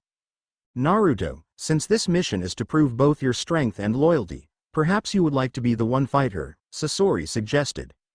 Naruto had been afraid of this exact scenario. Having been Jinchuriki himself not that long ago, he could understand the pain that a Jinchuriki went through. And while he didn't know Fu's situation, he could only imagine it was similar to his own. Naruto nodded and stepped forward and dropped into his battle stance. Fu cocked her head in confusion.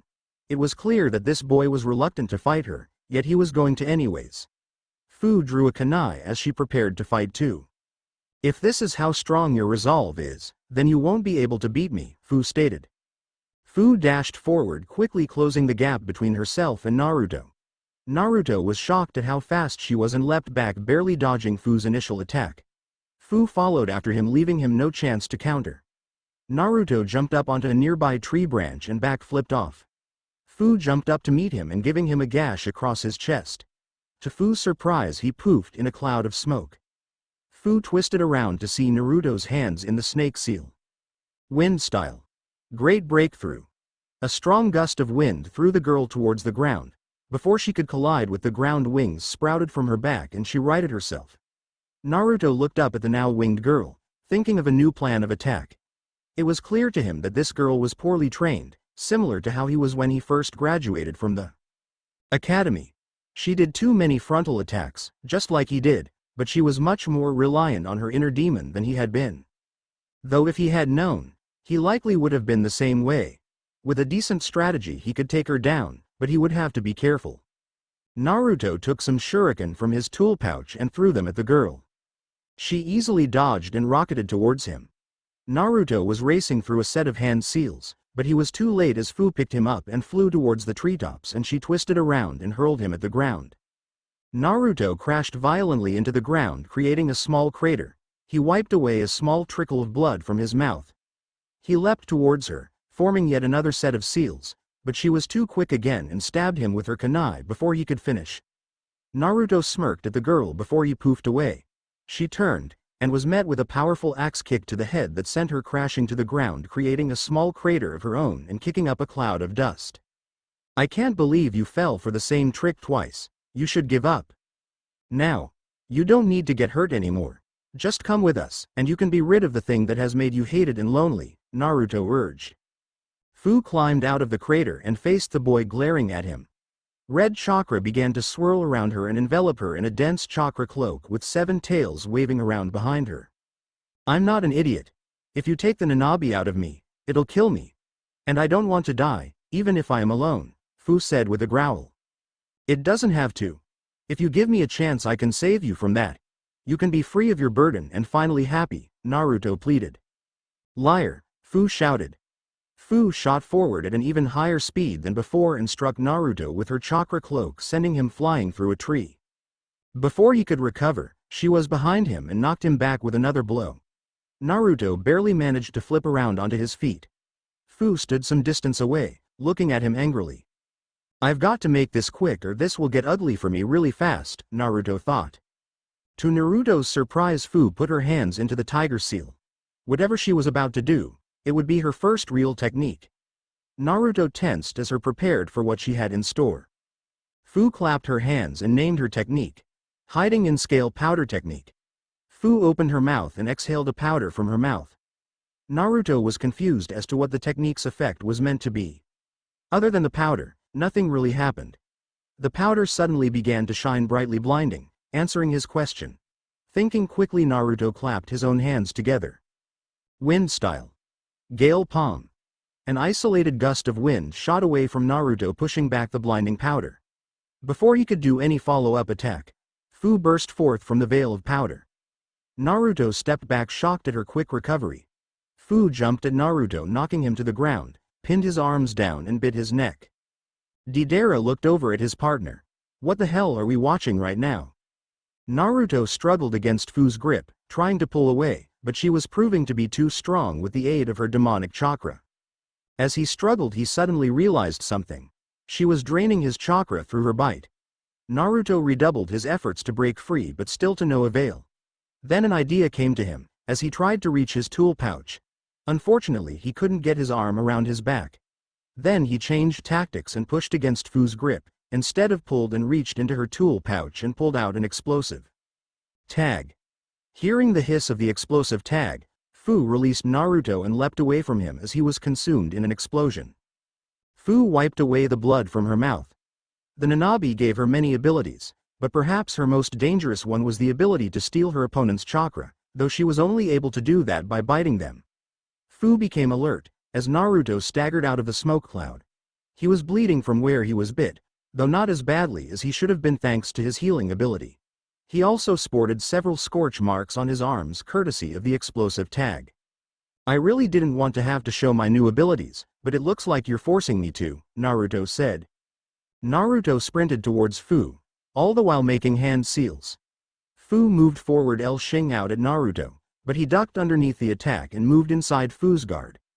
Naruto, having finished his hand sign sequence, placed a hand on Fu's stomach. Wind style. Piercing palm.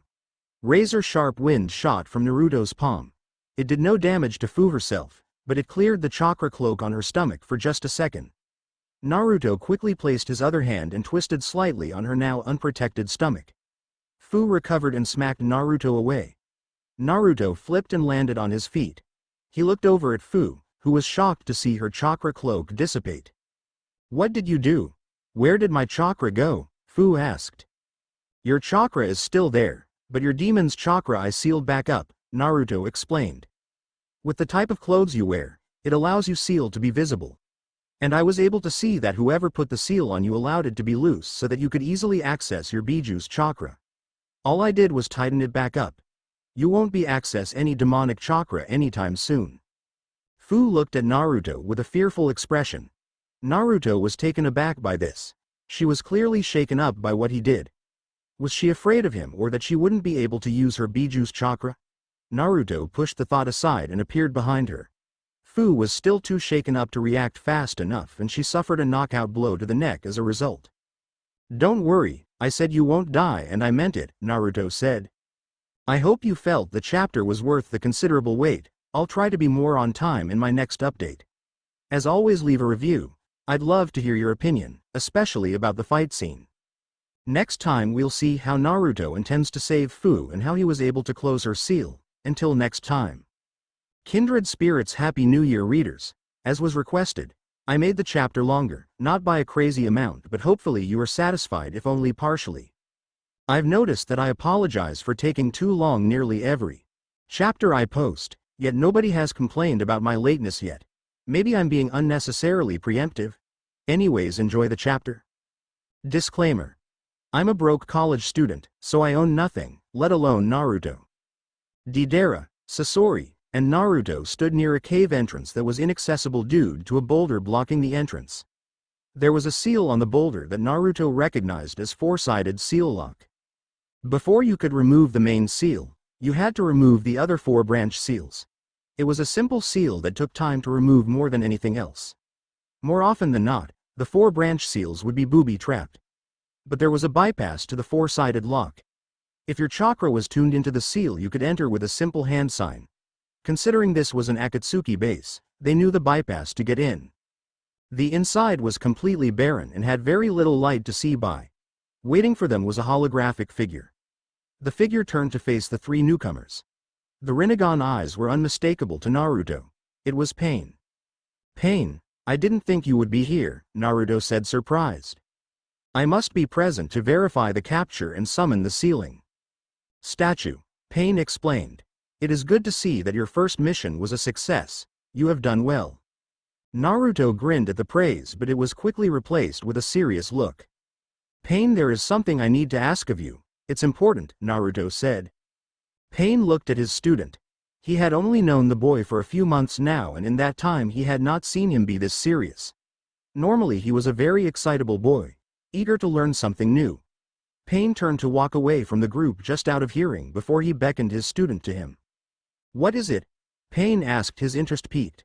Naruto never asked for anything, except to learn new jutsu. The girl we just captured, I want her to stay in AIM with us, Naruto said. Pain raised an eyebrow. This was not what he had expected. Pain did not understand why Naruto would want someone he barely knew to stay with them. Did something happen between the two? That will not be possible, Pain finally said. What? Why? Naruto near shouted. Because the extraction will kill her, Pain said simply. You were a special case. No one else could have survived the extraction, and this girl will be no different. Then how did I survive? Naruto asked. If I know that, maybe I can save her. You survived because of your clan's chakra.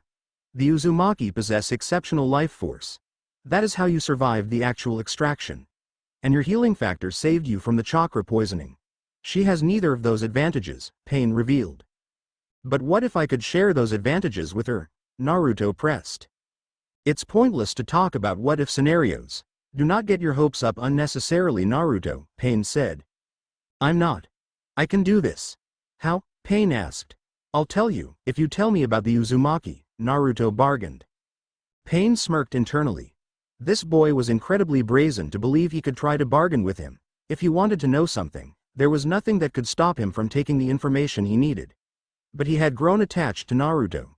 He was his family, and this was the opportunity he needed to tell him so. Very well, after the extraction, return to AIM and come to the top of my tower, Pain ordered. The very top? Naruto asked in surprise. Correct. Now how do you intend to save this girl? Pain asked, genuinely curious. You said I survived the extraction because of my clan's chakra. So if I link our chakras, she should survive too. I can use a chakra link seal. It's a really simple seal to make. Although, it'll be much harder to create a seal to share my healing ability with her. But if my chakra helps her survive the extraction, then if I get her to a doctor quickly, she should be okay, right? Naruto explained. Pain was shocked at the simplicity and practicality of his plan. He was also shocked to learn that he was capable of using seals. He had never taught him anything related to sealing, and he knew Conan had not done so either. So where did he learn sealing? Or maybe a better question was, from whom? I'll just need a few minutes to write the seals and specify them to our chakras, Naruto informed.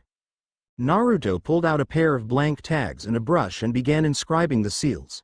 Pain looked on with great curiosity. He had never tried his hand at sealing, but thanks to the Rinnegan, everything he endeavored in had come to him fairly easily. That combined with his Uzumaki heritage, it stood to reason that his aptitude for sealing was unmatched. Perhaps when he had a chance he would look into it. Naruto moved over to Fu's unconscious form and placed one of the tags over her seal. As Naruto was finishing his preparations, Sasori moved near to Pain to give their report. How did he perform? Pain asked. Initially he underestimated the strength of his opponent, but strategically he outsmarted her at every turn. Once he began to fight with all his strength, he defeated her with ease, despite her use of demonic chakra, Sasori reported. I see, and did anything stand out to you? Pain inquired. He was able to alter that girl's seal. He made her demonic chakra disappear, Sasori answered. His ceiling is already at that level. In 2 months no less, that should be impossible, Pain thought. Naruto came up to Pain and Sasori. The seals are in place. Pain nodded and moved to a more central location in the cave. He performed a series of hand signs before slapping his hand to the ground. Summoning jutsu. Out of the ground the Gedo Mazo began to rise. The statue's hands were held in front of its face with its fingers spread apart. 2 of its 9 eyes were opened and a large crack cut across its face in a diagonal fashion. Assemble, Pain ordered.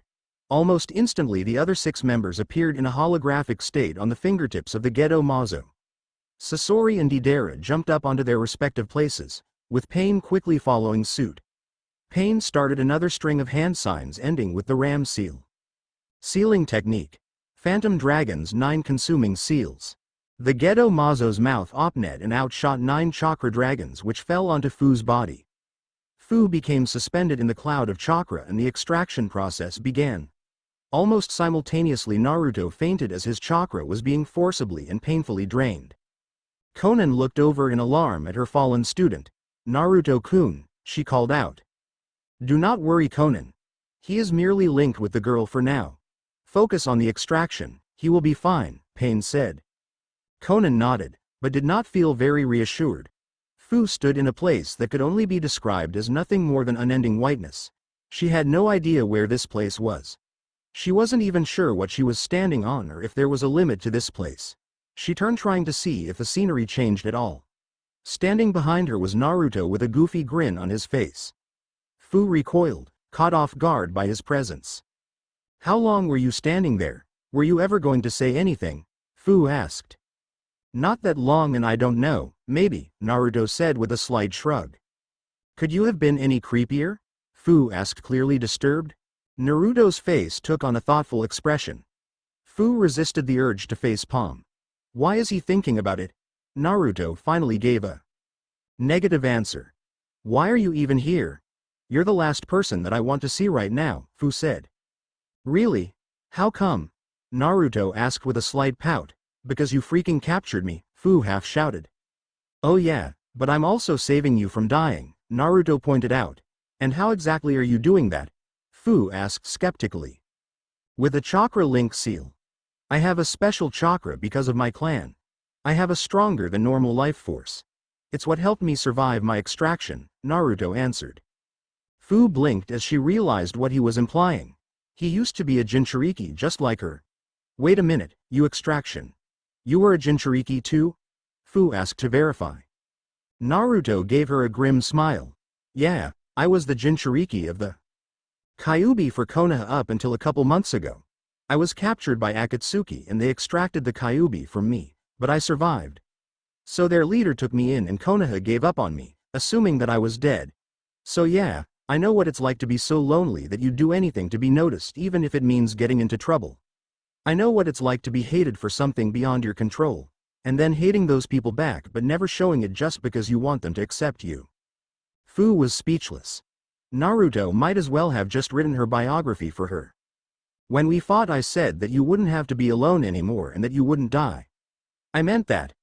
I never go back on my word, that's my Nindo, Naruto said. When this is over, you can come with me to AIM. You'll be appreciated there. Nobody will look at you with hate and fear in their eyes.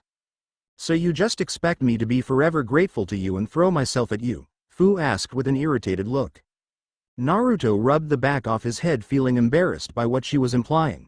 Well no, but I was hoping you would come with me to AIM, but if you don't want to that's fine too. I'm just kidding, Fu said, her expression softening. That sounds really nice. It's nice to be wanted for once. Naruto smiled, but not one of his trademark grins. It was a true smile that he rarely showed. The pair went on talking for what was technically 3 days, but to them it felt like only a few hours had passed. Naruto's eyes jerked open. He was in the cave where Fu's extraction was taking place. His eyes snapped up to where Fu was. The chakra cloud that was keeping her suspended was slowly dissipating. Naruto moved to stand but found that his body was exhausted. He had underestimated the strain the chakra link would place on his body. Nevertheless, Naruto forced his body to move so that he could catch Fu when she fell. Naruto reached into his tool pouch and pulled out a soldier pill and ate it. He hated using soldier pills, but he had to admit that they could be really useful in a pinch. Naruto, with renewed strength, rushed to the entrance with a semi-conscious Fu in his arms. "I'll see you when she's better, Pain," Naruto said over his shoulder. Naruto made a one-handed ram seal and ran through the now open cave entrance. "Hang on, Fu. I'm getting you to a hospital now," Naruto urged. Fu nodded weakly. "That will be all. Dismissed," Pain said, "except for you two, Kakuzu and Hidan." The other Akatsuki members vanished, leaving only Pain, Konan and the aforementioned members and the two physically present Sasori and Deidara. Pain looked over at the two artists with a piercing look. "You are also dismissed." Deidara grumbled as he and his partner made to leave the cave. "So ungrateful, not even a thank you." "Don't be an idiot, Deidara. Leader Sama would crush you," Sasori said. Once the two had left, Pain directed his attention to the duo known as the Immortal Combo, or as Kisame affectionately called them, the Zombie Combo. "The ceiling has to be slightly accelerated. As you can see, the ceiling of the Kyuubi created a complication," Pain said, gesturing to the Gedo Mazo's face. "Well, isn't that too fucking bad for you? What the hell does that have to do with us?" Hidan asked. Pain ignored Hidan's profanity, as he was used to it by now. "Since you two are closest to Suna, you are to capture the Ichibi. Try to keep a low profile about it, but be quick. We are not ready to make ourselves known to the whole world. Hospitals suck." That much Naruto was sure of. He had managed to get Fu to a hospital in time to save her from the chakra poisoning. But now the doctors were insisting that they keep her there at least one night to make sure she was completely out of the woods, as they put it. And that's how Naruto found himself sitting at Fu's bedside.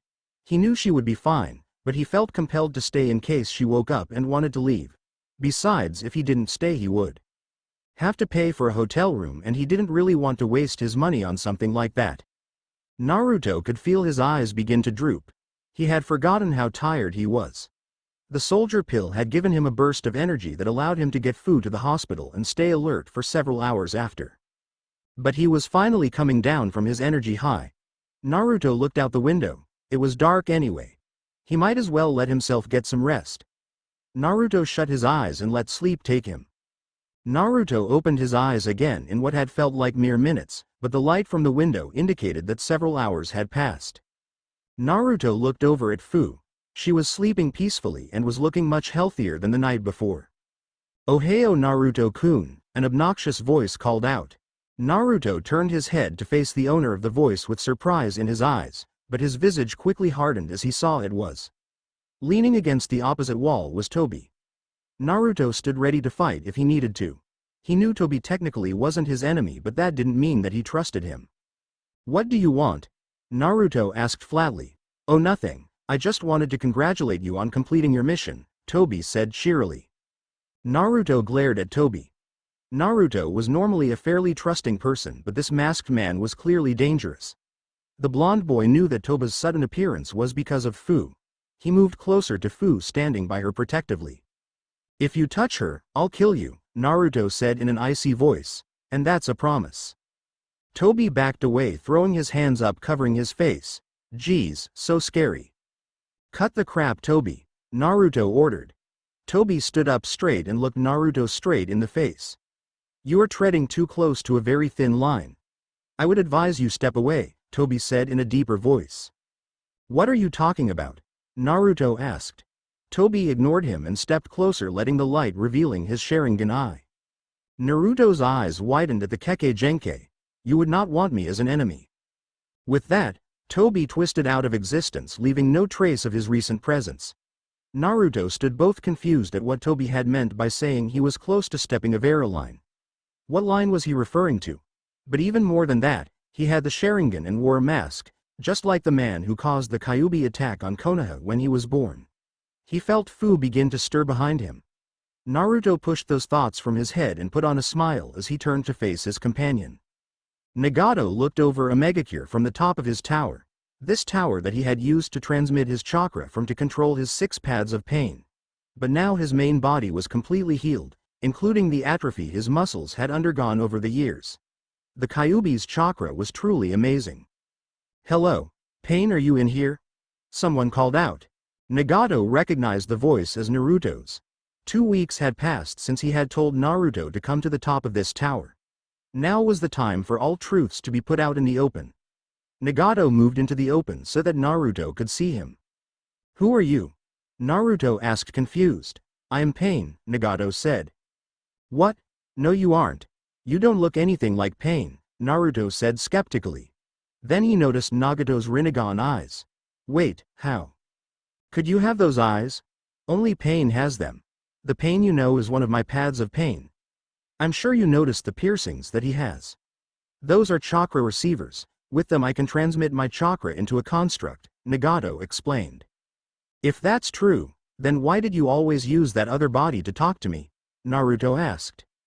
"Because this body, up until recently, was too weak, but I wanted my main body to be the one to speak to you today."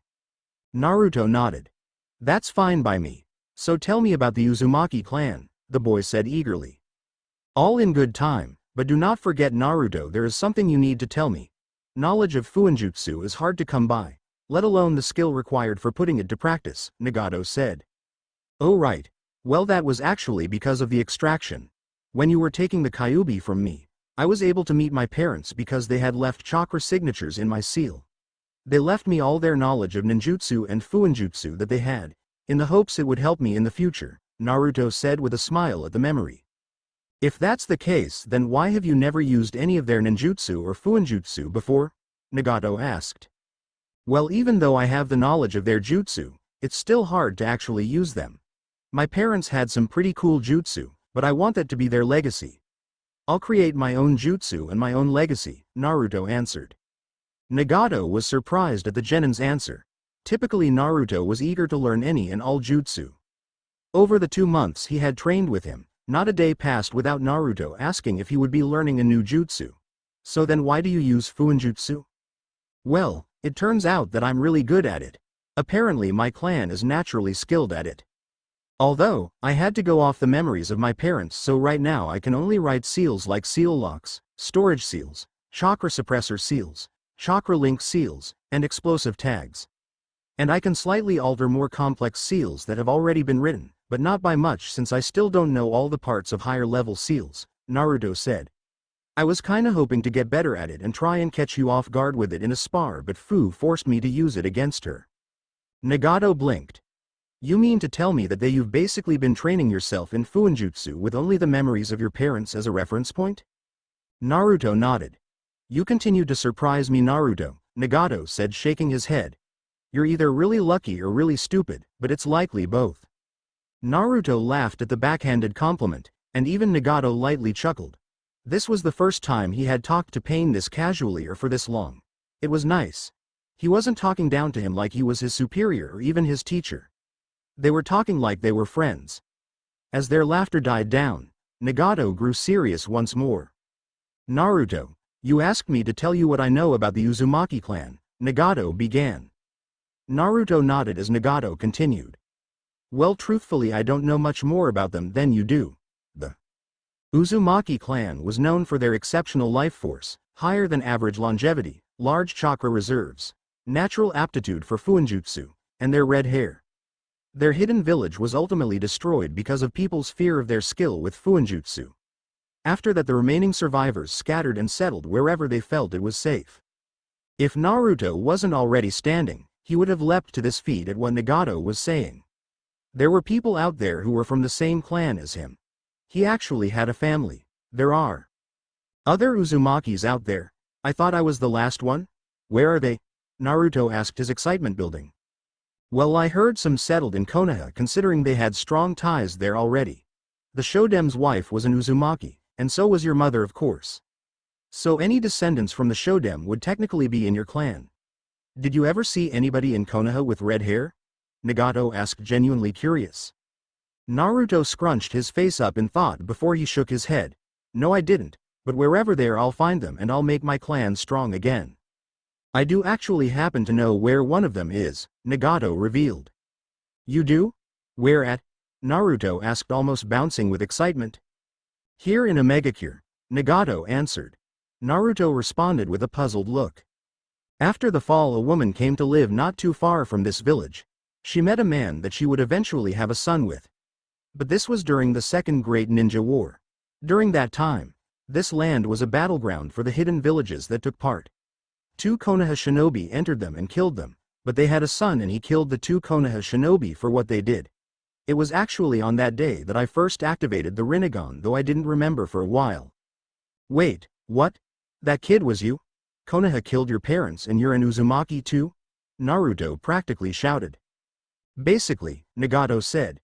Naruto fell down into a crude sitting position, with one hand on his head and his other hand supporting him.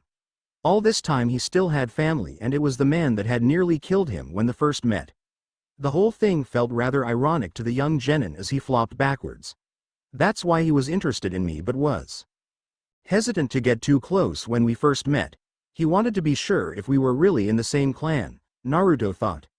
Naruto almost laughed at how obvious it now was. He sat back up and looked up at his newly discovered family member. Naruto extended his hand to the Rinnegan user. I'm Naruto Uzumaki. It's nice to finally know you. Nagato hesitated before he took Naruto's hand in his own. Nagato Uzumaki, likewise. Naruto mentally sighed at Nagato's formality. He had been hoping that the AIM leader's new casualness with him was the sign of new trend, but it seemed that it was just a flash in the pan.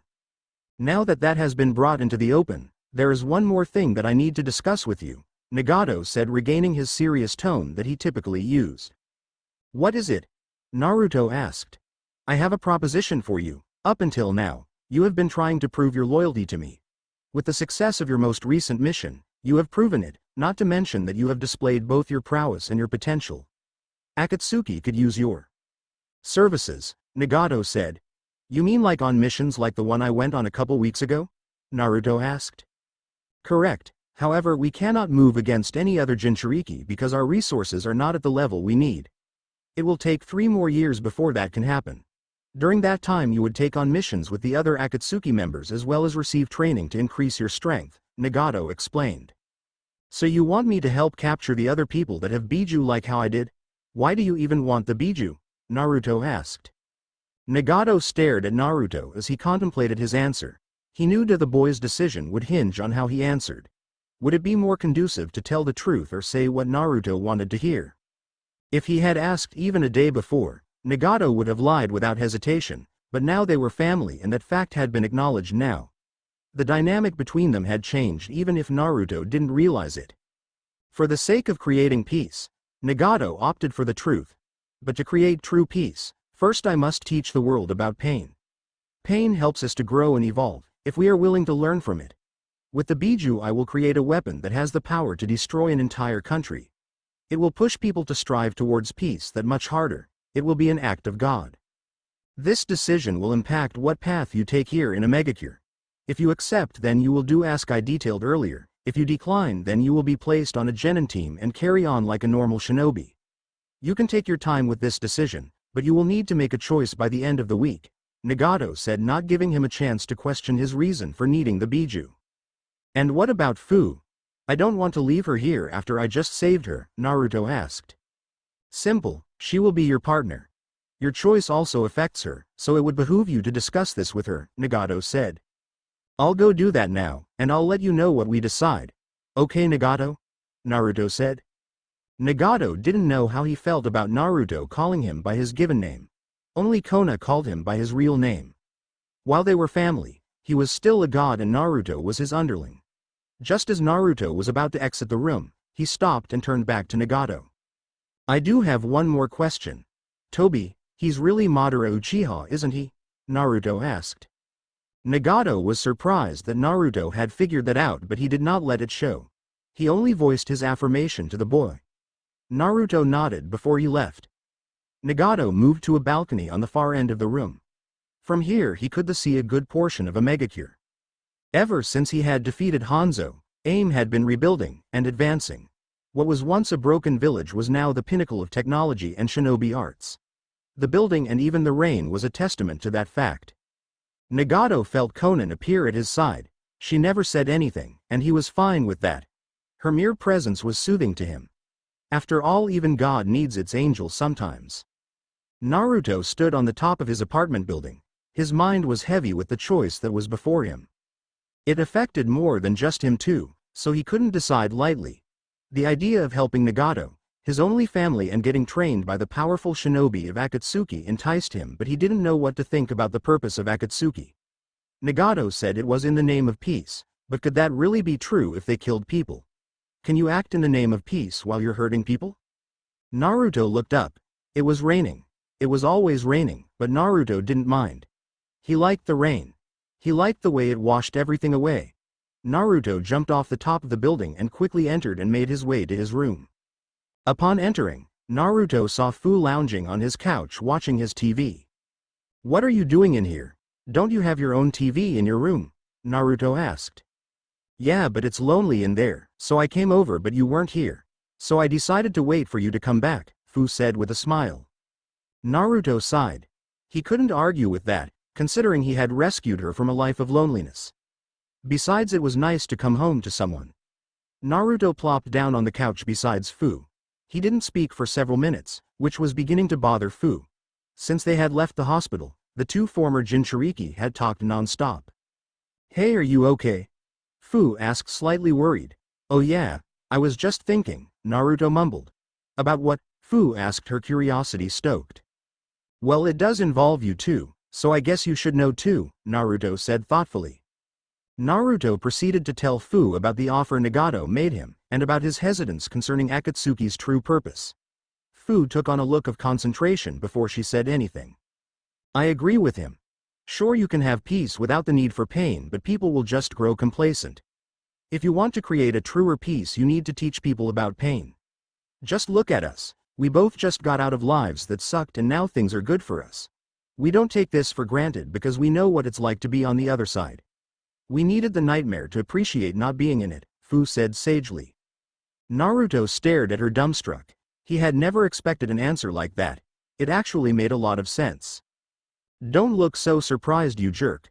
I'll have you know that I'm actually pretty smart," Fu said indignantly. Naruto shrugged and sat back. "That's fine by me. Thank you, Fu. My answer is pretty clear now." Oh boy, it's about time for Naruto to become Akatsuki's disciple. Hey, look at that. I just tied in the title. Therefore, this story is an automatic success. I hope you enjoyed the chapter. Leave your thoughts in a review.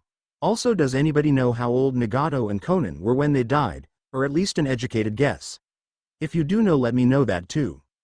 Until next time, keep it light, keep it clean, making the first move. Well, after a whole month of not updating, I have returned. No worries, I won't make a habit of taking that long. Anyways, enjoy this chapter that I have written. Disclaimer. I do not own Naruto the person, because slavery is bad. I also don't own Naruto the franchise. Yeah, we're going to hell for this, Naruto said nonchalantly. Would you shut the fuck up about that already? That's the third damn time you've said that, Hidan said in annoyance. Why? Are you worried about it? Naruto taunted. You damn brat, when my time comes I'll be rewarded by Jashin-sama for my loyalty. I will not be going to hell, Hidan retorted. Would the two of you shut up before I kill you both, Kakuzu ordered. Naruto chuckled at how easily the zombie combo was easily riled up. At his right, Fu was also laughing at the two. The four of them had just left the fire temple, which had once been home to many monks, including one by the name of Chiriku, the reason why they had attacked the temple in the first place. According to Kakuzu, there was a 30 million ryo bounty on Chiriku. They were now on their way to the exchange point to hand over Chiriku's body and collect the bounty. It was to be Naruto and Fu's last mission of their 3-year training trip before returning to a megacure. A lot had changed over the last few years. Naruto's strength had grown in leaps and bounds, easily putting him at high Jonin level. Naruto was much taller now and he had discarded his old orange jumpsuit. partly because he outgrew it and partly because Deidara had insisted that if he was going to being allied with Akatsuki, he had to look the part. So now he was outfitted in basic black shinobi pants and shirt. He also sported a black aim hite ite on his forehead, though it was slashed through to symbolize his loyalty to Nagato. To make the outfit his own, and not some dreary ensemble Deidara insisted he wear, he wore an orange muscle shirt underneath. Unfortunately, most stores didn't carry such an obscure clothing item, so he had to special order them. His partner at first glance didn't look much different. She was taller than she once was, but she still sported her same clothing as she did back in the day, though she now wore fishnets under her clothes, because Deidara had insisted that it provided some measure of protection, but she was skeptical even though she obliged him. She, like Naruto, had traded her old hite ite for a new aim one that was slashed through, which she still wore on her arm. As the quartet neared the black market exchange point, Kakuzu spoke. "I'll go in and get the bounty. You three wait here until get back. Don't cause any trouble," Kakuzu ordered with a glare. "I will never make that promise," Naruto said cheerfully. Fu elbowed him in the side. "We'll try, Kakuzu SMA." "Why do you call him Sama and not me?" Hidan asked, half curious, half annoyed. "Well, he's a legend in my old village. To actually meet him is a privilege, and you're just crazy," Fu answered. "Fuck you too," Hidan answered. "I'll call you Hidan-sama if you want me to," Naruto offered with a stupid grin. "Fuck no, you'll just make it creepy as hell," Hidan scoffed. "But Hidan-sama, I just really respect you, and I want to show you properly," Naruto said with his arms open as if trying to hug Hidan. "Stay back, or I swear to Jashin I will sacrifice you right here," Hidan said, his scythe now in his hands. "Of course you will," Naruto said with a laugh, but he still sat down, letting the issue fade for the time being. The three sat down for no more than 5 minutes when Naruto sighed. His sigh was answered by one from Fu. Even after 3 years of training, he still hadn't learned a shred of patience. And to make matters worse, his partner was very much in the same boat in that regard. "I'm bored," Fu said. "Me too, I wish something would happen," Naruto complained. As if granting his wish, there was movement just inside the tree line. On the outside, Naruto whooped and jumped to his feet, eager to do something productive. On the inside, he was wary, not because he didn't think he could handle whoever the opponent was, but because of their location. They had just attacked the Fire Temple in the Fire Nation. So naturally the hidden village of that nation would respond. Naruto hadn't seen anyone from Konoha in years, unless Itachi counted, but he was about to. From the tree line emerged a team of 4, which Naruto recognized quite well. Team 10 inches, Naruto thought. He shoved one of his hands into his pocket and lifted his other in a half salute. Then in his best Kakashi impression he greeted them. "Yo. Naruto, is that you?" Asuma asked, shocked. "Why yes, it is me," Naruto said, grinning at his former comrades' reactions. "But that's impossible, you died, we watched them bury you," Ino protested. Naruto sighed. While there were several opportunities to be really obnoxious about the whole situation, he found that it was just really annoying, perhaps because these people were a part of the village that had so easily abandoned him when given the chance. "I'm not dead, that was just some fake body so the village could pretend I was dead. But in all fairness I should be dead, but I don't want to get into specifics about why I'm not," Naruto said. "If that's true, then why don't you come home to Konoha with us?" Choji asked. Naruto would have laughed at the question if Shikamaru hadn't answered for him. "There's no point in asking that, Choji. Look at his hite ite. It's from a megacure. He's technically a traitor and a missing nin. Even if he didn't die, he's already turned his back on Konoha. It's rather troublesome really," Shikamaru said. This time he did laugh. He turned his back on Konoha? After he had protected that village for technically all his life. He held the Kyuubi back from taking its revenge on the village. He had defeated Gaara during the invasion. If not for him, who knows how long it would have taken for the village to defeat him. But he was the one who turned his back on the village. Naruto appeared in front of Shikamaru. He grabbed him by his throat and flicked a kunai from inside his sleeve to his hand. "I ought to kill you for that comment," Naruto said venomously. Team 10 could only gape at the speed and killing intent coming from the once dead last of their class. "Konoha gave up on me. They didn't really want to find me when I was captured. To them I was just a problem that had been taken care of for them. I only did what Konoha did first," Naruto spat. Wait, don't tell me that you're the one that attacked the temple? Asuma asked. Who, me? No, that was the Akatsuki, Naruto answered truthfully. Naruto dropped Shikamaru from his grip and moved away. Shikamaru coughed from the strain his throat just underwent. Naruto passed his hand through his hair, clearly frustrated. It had to be you, didn't it? Why couldn't you have been some nameless Anbu team? I would have had no issue killing them. But you weren't horrible to me. So I'll let you live this time, Naruto said. Naruto walked back to his where Fu was standing and whispered to her. Fu, could you take care of them? Just don't kill them. I want them to deliver the message that I'm alive. Fu nodded. Sensing the mood her partner was in, she said nothing and instead dashed forward. Team 10 snapped out of their reverie when Fu moved toward them. Asuma pulled out some shuriken and threw them at Fu, forcing her to alter her course. At the same time, Shikamaru had formed the rat seal for his shadow possession jutsu. His shadow shot forward to where Fu was moving to avoid Asuma's attack. Seeing this, Fu jumped up to avoid being caught. Asuma responded by throwing shuriken at her in midair. Fu twisted her body to dodge the projectiles, all the while forming hand seals. Fire style. Fireball jutsu. A fireball shot from Fu's mouth, causing Team 10 to scatter. Just as the fireball impacted the ground, Fu burst forth from the flames, rushing towards Choji. Fu went in for a high blow which Choji easily blocked. Unconcerned, Fu sent her free fist towards Choji's exposed stomach. But Choji was faster and grabbed her wrist. You could be strong. I can feel it, but you lack conviction, Fu said. Before Choji could respond, a blow to the head rendered him unconsciousness.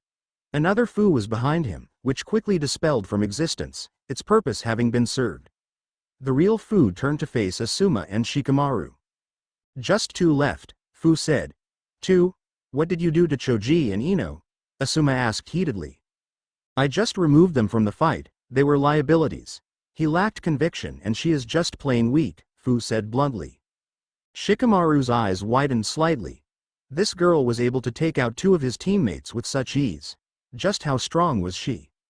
I see you get it now. Your team is too lackadaisical. If not for Naruto's mercy, you'd already be dead. But we have another member of our team who won't be so merciful. Especially not to you, Fu said, pointing to Asuma. You have a bounty on your head that he won't be able to resist. Oh, I had forgotten about that, Naruto piped up. She's right. He's a greedy bastard when it comes to stuff like that. Naruto, don't talk about Kakuzu-sama like that, Fu scolded. Naruto waved her off. Well then, stop playing with them. How long will you keep them in that genjutsu? Asuma and Shikamaru were shocked by that information. They hadn't realized they were trapped in a genjutsu. They both made the ram seal to release the genjutsu. Immediately Fu sprang forward in Asuma's direction. Faster than he could react, Fu was beside him. Fu brought her fist crashing down on Asuma's right arm. To Asuma's surprise, the bone in his arm broke, but before he could register the pain, her other fist shot forward, breaking a couple of his ribs. Asuma staggered backwards, feeling completely outmatched and surprised that this girl could be so strong. Fu's next blow turned his world into blackness. Fu rounded on the remaining member of Team 10. Shikamaru sighed. This is really troublesome. You couldn't have knocked me out instead. Now I have to carry them all away from here, Shikamaru said with an annoyed tone. Naruto came up to Fu's side. Don't worry about it. I'll help you with that. A few clones appeared and they took away the bodies of the unconscious Konoha shinobi. When we next meet, this can't happen, Naruto said. Shikamaru gave him a confused look. Don't play dumb, Shikamaru. You're smarter than that. You all held back, and that's why Fu defeated you all so easily, Naruto explained. So did she. Not only did we hold back, we underestimated her, even me. It was our complete loss. Should we fight again, the result won't be the same. But it's not my team that you should be worried about, Shikamaru said, becoming serious. Who then? Naruto asked, though in truth he already knew the answer. You know who it is, Shikamaru said vaguely. Yay, Naruto said in understanding. See you around, or not, Shikamaru said, and with that he left the area. Is this really okay? Fu asked. Konoha will know you're alive. There's still time to stop them. No, it's like I said earlier. If it had been just about any other team I would kill them without issue. But they were my friends. They treated me like a comrade. They thought I was annoying, but they still acknowledged me as a comrade. Well, can you blame them? You are pretty annoying, Fu said with a laugh. You suck, Naruto responded. Fu stuck out her tongue at Naruto. Naruto just shook his head at her childish antics. He started to return to Hidan when he noticed movement in the nearby tree line. He motioned to Fu and nodded at the place he saw the movement. Fu, knowing what he meant, made a one-handed ram sign. She reached out with her chakra to sense other chakra signatures, but she felt nothing at all. There's nothing there, Fu said with confusion. But I definitely, Naruto began. No, Naruto, there is literally nothing there. Even if they were hiding their chakra, I would still be able to sense them at this range. That space is completely devoid of chakra. Naruto's eyes widened at what she was implying. Everything required chakra to survive, even the plants and animals. For something to have no chakra at all was physically impossible. Well, whoever or whatever it is, they were spying on us. So I say we ask them why, Naruto said, drawing a kunai. He wrapped an explosive tag to the handle and hurled it towards the spy. When the blade neared the tree line, it detonated. The trees in the immediate vicinity toppled, flushing the spy from his hiding spot. I'm impressed you noticed me. Most people just look right over me, the spy said in a decidedly male voice. He was wearing a brown cloak and hood that covered much of his body and face. The only feature that stuck out was the sword that he carried on his back. Who the hell are you? Naruto asked, a new kunai in his hand. I'm nobody at all, the man said. Oh, don't give me that bullshit, Naruto said exasperatedly. Just tell me your name. I don't have one. My existence is a slight onto the world. I am a hole in the world. Surely you've already noticed it. Nothing about me moves people. I have no chakra, no aura, and no presence. Unless you see me, you will never know I am here, the man said. That's how you were able to get so close to us. If you had a chakra signature, I would have noticed you sooner, Fu said. Correct, I may go unnoticed, but it's because of that I am good at what I do, the man said. You're an assassin, Naruto said in realization. He never received an answer. The man had drawn his sword and slashed at Naruto. The blonde easily ducked the attack and leapt back, immediately began forming hand signs. Off to his side he saw Fu going through her own hand signs. They finished at the same time and called out their techniques. Fire style. Fireball jutsu. Wind style. Great breakthrough. A large fireball shot from Fu's mouth and was augmented by Naruto's jutsu, causing the jutsu to both expand and speed up. Naruto smirked as their combination attack struck true on their enemy. Over the last few years he and Fu had built up their teamwork to a point where they could identify and complement each other's strategies with barely ever saying a word. When the dust settled, their assailant stood completely unharmed and unmoved. Even his clothes were still whole. Naruto and Fu were shocked and bewildered. They both had seen the attack score a direct hit. That's impossible. You took no damage from that attack, but I saw it hit you dead on, Naruto protested. I thought I already told you. I'm a hole in this world. My existence is merely a blight on this world. I have no chakra, and because of that, chakra does not affect me in any way. All your techniques are useless against me, the assassin said. That explains why my exploding tag didn't work earlier. It's chakra-based, Naruto said to himself. But I have the perfect technique to use to defeat him. Naruto quickly made a few hand signs. A blue light flashed over his body for a second. Fu, stay back. I'm going to use that technique, Naruto said. Really? Are you doing this again? You can't just vaguely refer to something as that to make it sound more ominous and cool. It's really annoying. Just say the damn name, Fu said in annoyance. Naruto nearly fell to the ground. He quickly recovered and rounded on his partner. Damn it, Fu. Why can't you ever let me act cool when I'm fighting? Because you're not, Fu said with a cheeky grin. You suck, Naruto responded, echoing himself from earlier. Fu smiled but said nothing and moved out of range of the fight. Naruto turned back to his opponent but was immediately cut down. Oh damn, that looks like it could have hurt, Naruto said from behind the assassin. The assassin whirled around and stabbed Naruto in the chest. Wow, you didn't even ask how I did that. Most people, Naruto started. Once again the assassin wordlessly killed Naruto. Hey, at least let me. Naruto was cut off yet again. I do not, Naruto began. The assassin slashed him across his chest, but his attack was fruitless again as Naruto was behind him unharmed once more. Before the blonde shinobi could speak, he was killed again. The assassin moved to attack once more, but he was halted. A horrible pain shot through his body. Another one soon followed it and he could no longer hold onto his sword. Red began to fill his vision as he fell to his knees. Naruto knelt in front of him. "You are rude," Naruto said. The assassin struggled to stay conscious and mumbled something out through his pain. Naruto ignored what he said. "What's that? You want to know how I was able to do that? Well, I'll tell you. Techniques don't work on you, but they work on me. I used a seal I created myself. I call it the illusion trigger.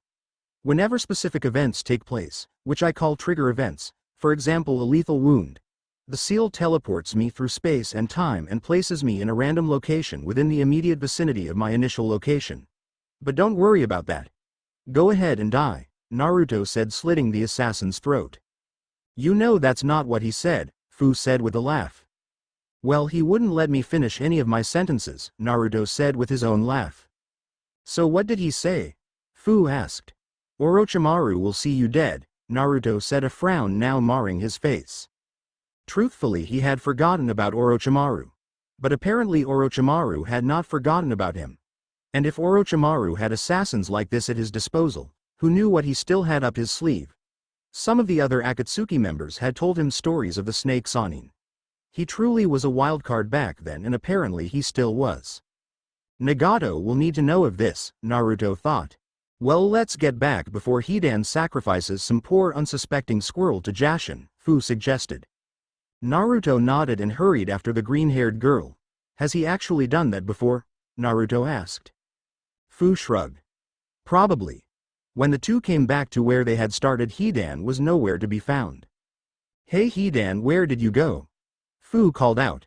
You know, this explains why they didn't ask me about being with Akatsuki, Naruto said. The two searched for the cultist, occasionally calling out for him. This process went on for several minutes when Naruto suddenly face-palmed. What did you find him? Fu asked. No, but I forgot that you're a censor, Naruto said. Oh yeah, I am, Fu said, brightening. Wait, how do you forget something like that? Naruto asked, dumbfounded. The same way you did, Fu retorted. Touché, Naruto responded. Fu formed a one-handed ram seal and reached out with her chakra. Sure enough, she quickly found Hidan not even 30 yards away. Hidan was sprawled out asleep behind a rock. Naruto put a finger to his lips. He then pulled out his brush and ink, a grin plastered on his face. Most people would call Kakashi lazy and irresponsible, but most people would be wrong, at least in the mind of Kakashi. He just embraced the shinobi lifestyle in its purest form, choosing your battles. Like right now, for instance, he could try to take on the stack of paperwork in his office. But that would be a fruitless battle, one that would only serve to tire him with little to no success. So it only made logical sense for him to escape from his paperwork in favor of reading his favorite book, Icha Icha Paradise. Plus it was good stealth training. Every time he escaped, there was always someone who would go looking for him to drag him back to his office. And that's why he was currently hidden on the roof of the Ichiraku ramen stand, for stealth training. A shadow passed over Kakashi's face. Kakashi sighed. No matter where he had hid, his former student was always able to find him when no one else could. Kakashi looked up and sure enough it was Sasuke who was standing over him, accompanied by his teammate Sai. Normally Kakashi didn't care if Sasuke found him because he never gave him up, but in this instance he was hiding from the Uchiha survivor. The reason being was because of the news that came back when Team 10 returned 2 weeks ago. The news of Akatsuki finally making its move. That by itself was enough to rouse Sasuke, but it was the next thing that they had learned that had been the shocker for everyone. Naruto was alive. It took everything he had to convince Sasuke to not immediately go out and chase after Naruto and Akatsuki. And even though he had convinced Sasuke to wait, he posted Anbu at all known entrances into the village and even some that weren't known, just in case. Anko and Sakura have sufficiently rested and are ready to go, Sasuke said, getting straight to the point. We had a deal, Kakashi. It's time to pay up. I've waited all these years to get my revenge on Itachi and the Akatsuki. I even waited these past 2 weeks at your request, despite knowing that Naruto was alive. I will wait no longer. Sasuke started to leave, not waiting for any response. Sai quickly followed after him. I'm interested in finally meeting this Naruto that you always spoke of. Hopefully he isn't a weakling like you are, Sai said. Sai, if you call me weak again I will kick your ass, Sasuke said evenly. Sai made a confused face and then pulled out a small notebook and jotted a few notes. I read in a book that nicknames help two people become better friends. But it didn't seem to work with Sasuke-san. Perhaps my nickname needs more work, Sai thought. Kakashi just shook his head at the exchange before he moved to Sasuke's side. I don't know what you're expecting from Naruto when you meet him once again, but if what Shikamaru said was true, then he may not want to return here, Kakashi warned. I'll be more convincing than Shikamaru was, Sasuke said simply. He's here, Konan reported. I know, Nagato said. It had been 3 years since Akatsuki halted their movements and Naruto and Fu had begun training. Nagato and Konan were their first teachers. After 6 months they had passed them on to Itachi and Kisame, who they were with for a whole year. They then were with Sasori and Deidara for another 6 months, and then they went with Zetsu to put their skills to the test for 6 months by taking various missions. And to wrap up their training they honed their skills and strengthened their weaknesses with Hidan and Kakuzu, as well as taking missions. But that was all over now. Training was done. It was time to make their move, and all the missions they had taken up to this point would pale in comparison to what they were about to undertake. But if Naruto and Fu had risen to the level that Nagato hoped for, then they would be an asset for Akatsuki. Their loyalty was already ensured. Only their strength needed to be tested, save for one small hiccup. Naruto was never made aware of the ceiling of the Ichibi. Naruto had been friends with its Jinchuriki, Gaara. Nagato doubted that the issue would be enough to shake Naruto's loyalty to him, but nevertheless he would find out soon whether he told him himself or not. At that moment Naruto entered the room, interrupting his train of thought. Nagato turned to face Naruto. For a long time nothing was said. Konan looked between the two Uzumaki, waiting for one to say something, but the silence persisted. I don't suppose a greeting would be too much to ask for, Naruto asked finally. Well, in the end I decided a time skip was necessary. So far I've received only positive feedback, but I'm about to throw some ridiculous twists in here real soon, so let's see how long that lasts. But before that, leave a review for this chapter. Calm before the storm. The last time I updated this story the Naruto manga was still running. Disclaimer. I don't own Naruto. Zetsu has informed me of the success of your mission, Nagato said. Naruto almost laughed. You know, most people usually start conversations with a greeting. Nagato gave his fellow clan member a blank stare. Naruto shook his head and proceeded to give his mission report. When he came to the part about Orochimaru's assassin, Nagato raised an eyebrow but gave no other indication that he was fazed by the news. At the conclusion he turned to face the opening in the tower and look upon the village below. You've both come a long way and you've become much stronger. That strength will be a valuable asset in our pursuit of peace. Does that mean we can join Akatsuki? And wait, what about Orochimaru? What are we going to do about him? Naruto asked rapid fire. Orochimaru is a non-issue. We will deal with him when it is convenient to us. As for you joining Akatsuki, I think it would be more beneficial for you to operate more discreetly. Very soon we will make our move and thus make ourselves known. Having you remain hidden for now will be for the best, Nagato answered. Aw man, really? That sucks. I was really hoping to get one of those cool cloaks, Naruto complained. No matter, you've been traveling for a long time. Go and rest. We'll have another mission for you soon, Konan ordered. Naruto saluted and left the room. Konan then turned to the red-haired Uzumaki. She moved to his side and looked out at the village below. What made you change your mind?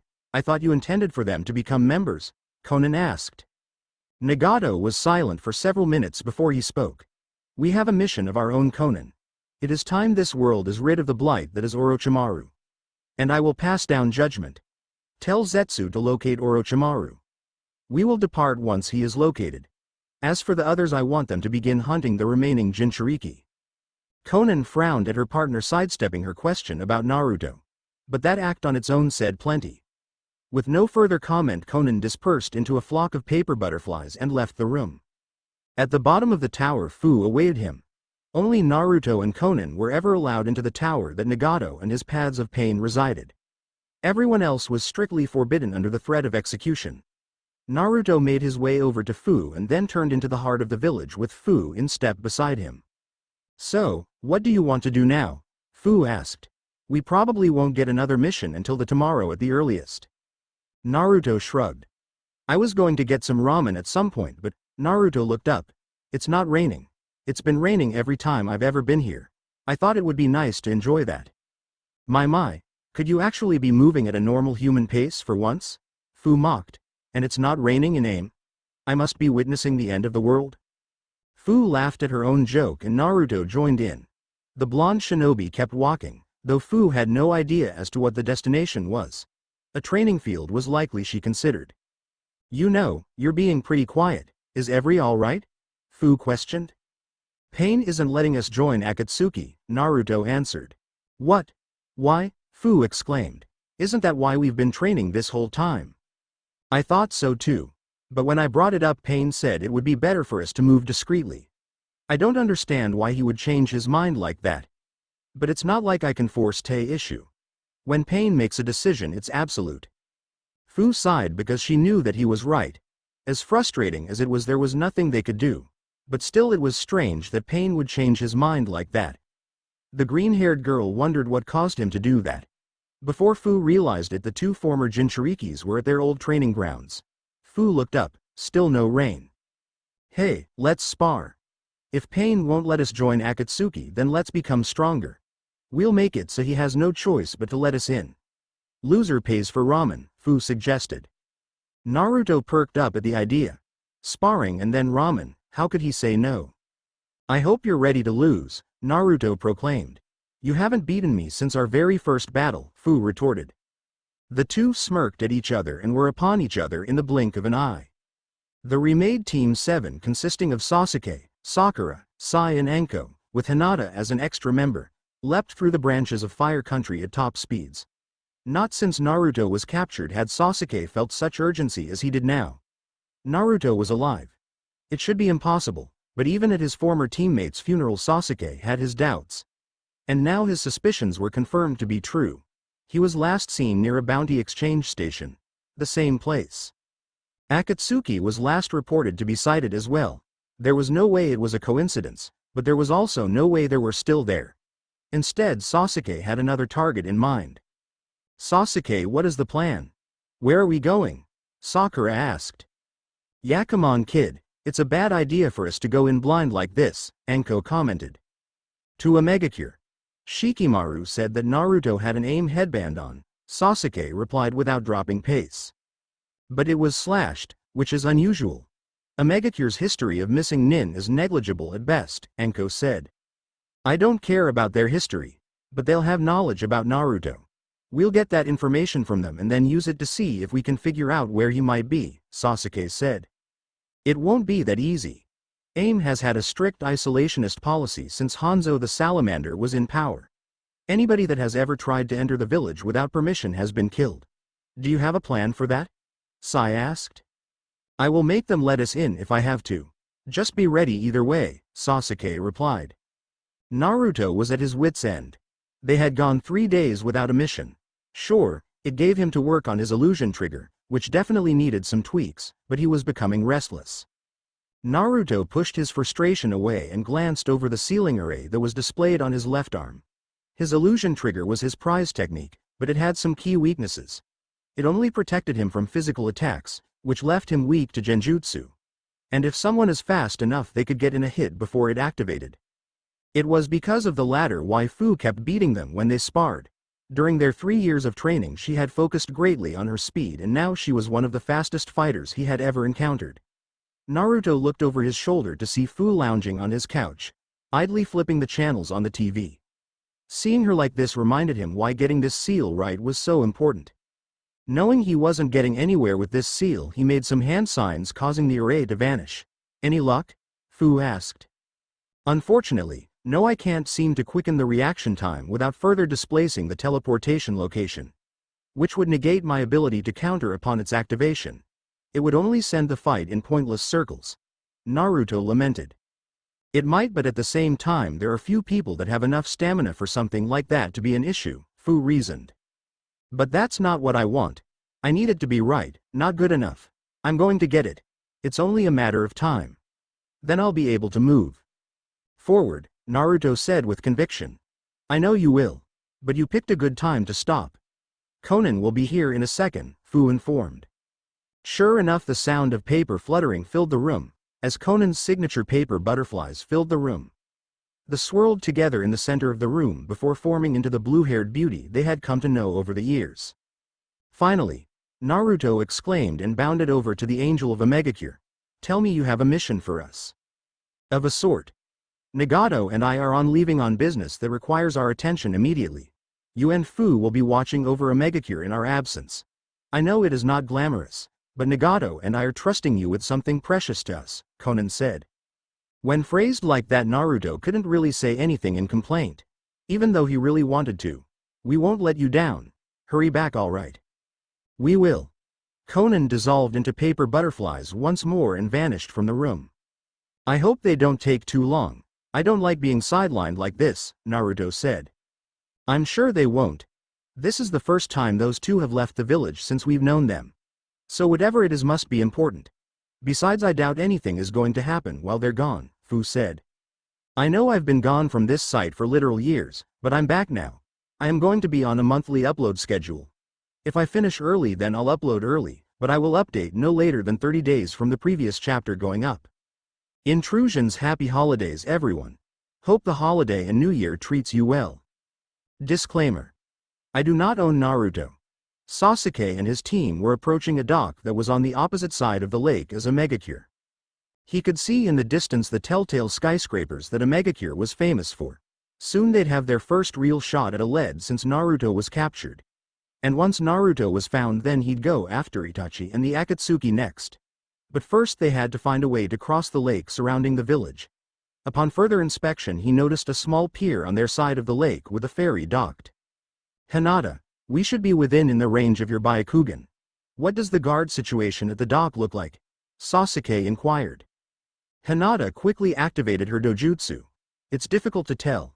This whole area, it's like it's full of chakra. It's covering everything. That's weird, but not accidental. We need to be careful, or we'll end up being another in the list of people who have died infiltrating AIM, Anko said.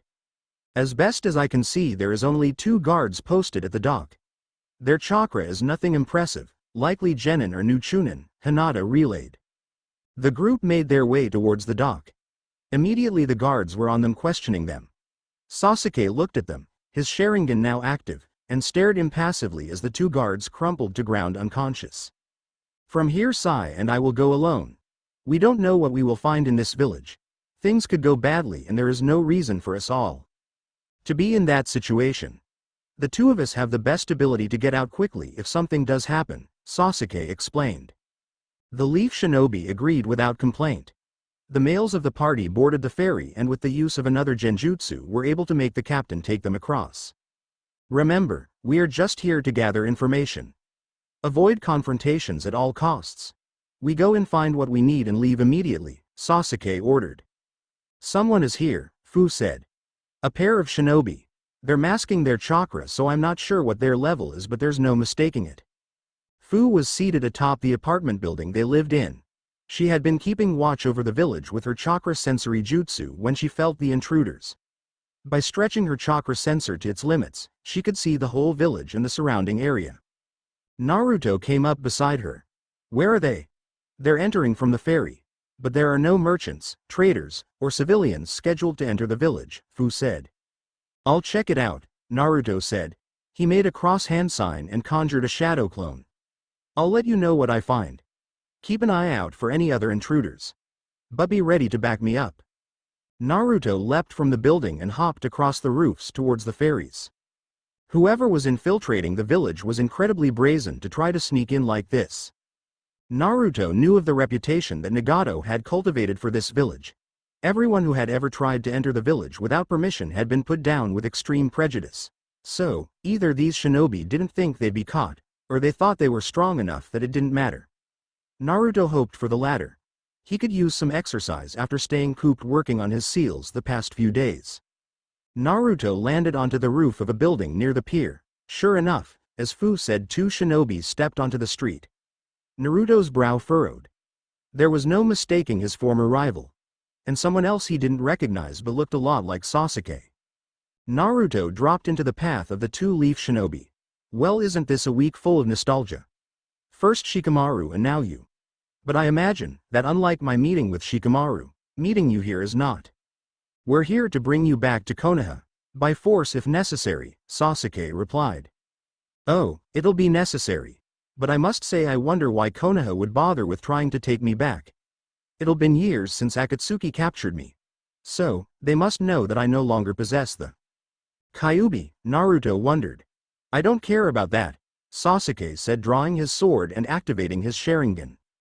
Naruto grinned, eager to fight his former rival. Sasuke swung his free hand towards Naruto, sending a volley of shuriken at the blonde. Naruto responded in kind, intercepting each projectile. Naruto drew a kunai from his sleeve and blocked Sasuke's sword thrust. Without breaking their sword lock, Sasuke opened his mouth and let loose a fireball, consuming Naruto. Sasuke turned to his right, detecting movement.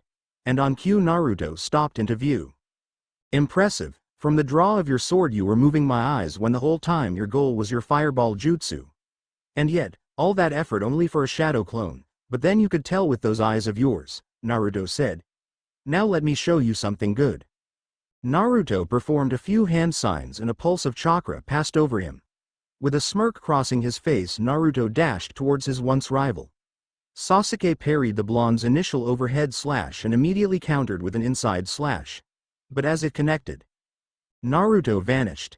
Out of the corner of his eye he saw movement. The Uchiha threw himself to the side, narrowly dodging Naruto's attempted stab. Once more Naruto quickly moved into close quarters combat. The two exchanged a flurry of blows when an opening in Naruto's guard appeared. Sasuke quickly exploited it, but once more Naruto vanished, this time reappearing to his right. Reacting quickly, the Avenger swung his sword in a wide arc, this time nicking the former Jinchuriki's arm slightly before he disappeared again. But this time Sasuke could not see him in his peripheral vision. Before he could turn, his senses screamed at him to move. However, it was too late. Chidori stream. Naruto, who was now behind the Uchiha, was struck by the wild lightning surrounding the ebony-haired male. The force knocking him backwards before he puffed in a cloud of smoke. Sasuke turned and surveyed his surroundings. His adversary was nowhere to be seen. Sasuke held his sword out in front of himself. Chidori sword. Earth render. Sasuke's sword glowed to life, coated in lightning chakra. He then stabbed it into the ground and then swung it forward violently. The lightning chakra from his sword traveled through the ground, tearing it to pieces.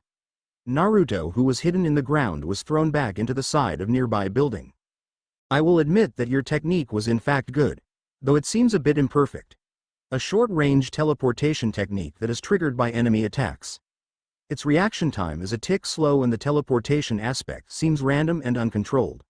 But it's very like you. Unorthodox, dangerous, Sasuke mused. But in the end, it's my W. Before he could finish, a clone burst through the ground beside him. He had no chance to react. Wind style. Great breakthrough, Naruto called. A potent gust of wind sent Sasuke crashing through the wall of a nearby shop. The real Naruto pulled himself to his feet. He spat out a mouthful of blood. After a moment, Sasuke staggered through the hole he created. Both combatants looked worse for the wear, but ready to continue, nonetheless. Before either could make a move, the sound of several footfalls could be heard. Looks like it's actually my win this time. You couldn't take me back before reinforcements arrived, Naruto said. This is true, but you're forgetting one important detail, Sasuke responded. And what's that? Naruto asked. I wasn't alone. Seems that today is actually a draw, Sasuke smirked. Naruto swore in disbelief that he forgot about something so crucial. Before he could think on it further, 2 squads of Chunin led by Fu appeared around the corner. At Fu's order, the Chunin immediately set upon Sasuke, placing him in chakra-suppressant cuffs. He's to be kept alive. Pain will see to his judgment personally, Fu ordered. As Sasuke was being led away, Naruto called out, "Let's fight again sometime." It won't be a tie next time, Sasuke said, still smirking. Fu came to stand beside Naruto, watching the Uchiha be led away. So, who was that? Your old boyfriend? What the hell? No. Naruto sputtered. Oh, then how come you were grinning like a madman when you asked to fight again? Fu teased him. He was my friend. Probably my best friend. He was a huge asshole to me, but it wasn't because of the Kyuubi. He acknowledged me in a way that no one else would. He acknowledged me as a person and a rival, Naruto said after a while. You totally like him, Fu laughed. Oh my god. Could you be serious for once? Naruto deadpanned. Fu laughed again, but quickly sobered up. When Pain returns, how do you think he will react when he finds out that Leaf Shinobi entered the village without permission? Naruto's expression turned grim. He ran a hand through his hair and sighed heavily. He'll demand judgment. And something tells me that he will find Konoha to be undeserving of mercy. Karen was terrified. She had been in a constant of terror for the past 3 years, ever since Kabuto was killed and she was forced by Orochimaru to take his place. She was not qualified to fill his place, but Orochimaru had not cared as he was desperate. But that did not stop him from being cruel when she inevitably made mistakes. But the terror she was feeling now was on another level. She had been working on an experiment by Orochimaru's orders when an explosion ripped through the base. On instinct she had hid. Several more explosions had followed the first, each one getting closer and closer. Every so often she would hear someone cry out in agony as their life was inevitably snuffed out. After a while the base had become quiet once more. Thinking that Orochimaru had intervened and put a stop to whatever was intruding in their base, Karen left her hiding place. She was wrong. When she neared Orochimaru's chambers, she was greeted to a sight that shook her to her core. The room was torn asunder and the walls brought down. A red-haired man wearing a black cloak with red clouds had his hand gripped around the snake Sannin's throat and was holding him off the ground. Orochimaru, you have been a blight on this world for too long. And I have come pass judgment on you, the man said. Orochimaru struggled against the grip on his neck, desperately trying to restore oxygen flow to his lungs, but it was to no avail. Karen watched as the man placed his free hand on her master's head and pulled a blue substance from out of him. Immediately the Sannin slumped, ceasing his resistance. The red-haired man dropped him to the ground. Orochimaru did not move again. God has passed judgment, and I have found you wanting. The red-haired man turned and immediately spotted her. Karen's terror returned with a vengeance. She turned to run, but Sei ran into a blue-haired woman wearing a cloak just like the red-haired man. Before she could regain her footing, the red-haired man had approached, standing over her. Please let me go. I don't want to die, Karen said with tears in her eyes. What is your name? The red-haired man asked. Karen, she answered hastily. Do you have a last name? He questioned further. My mother never told it to me, said it was unimportant, Karen asked, now confused by the questions being asked of her. I see, Nagato said. Your master is now dead. As such, all that he possessed now belongs to me. Karen dreaded what he would say next. This base will be destroyed. Orochimaru's legacy will be made into nothing. You and all those he enslaved will be allowed to go free. But you are different. Your chakra, it resonates with life. I would give you the opportunity to join my village, he said. She had not expected that. Terror was still permeating her, but it was lessening. This man was asking her to come with him. She was unsure if it was wise to accept, but more than that, she was more afraid of what would happen if she said no. I will go with you.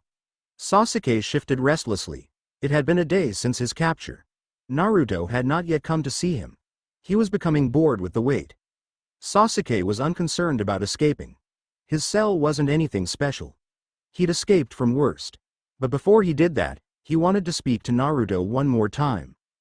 Sasuke felt the air shift behind him. He whirled to face the intruder. Hello, Sasuke. It was a man in an Akatsuki cloak and an orange mask. In the eyehole Sasuke could see the red gleam of a Sharingan eye. It's about time we have a little chat. Before Sasuke could react, the masked man grabbed the younger Uchiha and the two of them twisted out of being. I hope you guys like it. I felt the fight between Naruto and Sasuke was a little lacking. Let me know what you guys think. A nobody will be updated tomorrow. I'll see you guys next month. Displacement. I'm a tiny bit late with this chapter. I blame Kingdom Hearts 3. Disclaimer. I do not own Naruto. I imagine you have a lot of questions, Sasuke, the masked man began, but first. The masked man reached out and broke the chakra cuffs on Sasuke's wrists. Sasuke rubbed his now free wrists as he felt the slow return of his previously suppressed chakra.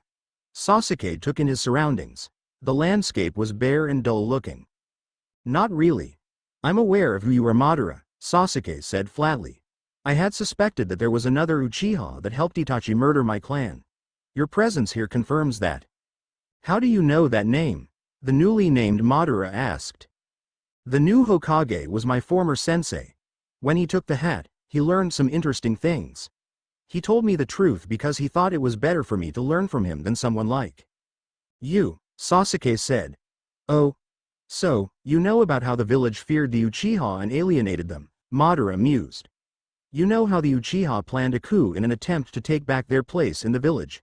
You know how Itachi chose the village over the clan and cut down your family in cold blood. Sasuke did not answer. Madara pressed further. But more than that, the village allowed Itachi take the fall in the public eye just to preserve the image of the village.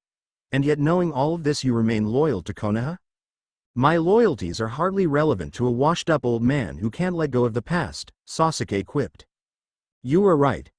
I am the type of man who can't forgive so easily.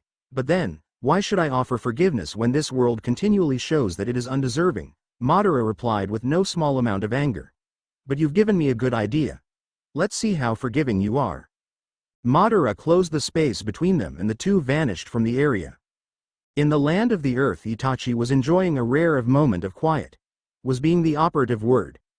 Itachi looked at the bodies strewn in front of him and then turned his gaze up to his partner. Considering he just battled a Jinchuriki with no aid, he did not look worse for the wear. His cloak was singed in several places, but he seemed to have no wounds, courtesy of his sword's abilities most likely. I had hoped for more of a challenge, but he was light work. I don't suppose you'd want to spar? Kisame said with a toothy grin. Itachi stared at the shark man impassively. Without a word, he rose from his meditative pose. Let's go. Kisame laughed at the expected answer. He scooped the unconscious Jinchuriki onto Samahada, which he then rested on his shoulder. Wait, Itachi ordered. What's wrong? Kisame started. He was cut off by air in front of them distorting. Out of the distortion appeared the masked man and Sasuke. Oh ho. Well, doesn't this look interesting? He looks a lot like you, Itachi. Your younger brother, I presume. Madara, what is the meaning of this? Itachi demanded. An experiment of sorts. But unfortunately, I have some business to attend to, so I'll leave it to you, Madara, before he twisted out of existence once more. The silence that followed was deafening. Sasuke knew he was fucked. His chakra was still not recovered after having it forcefully suppressed by those cuffs. And he had no weapons at all. And standing before him was two S-ranked criminals, one of which was his brother.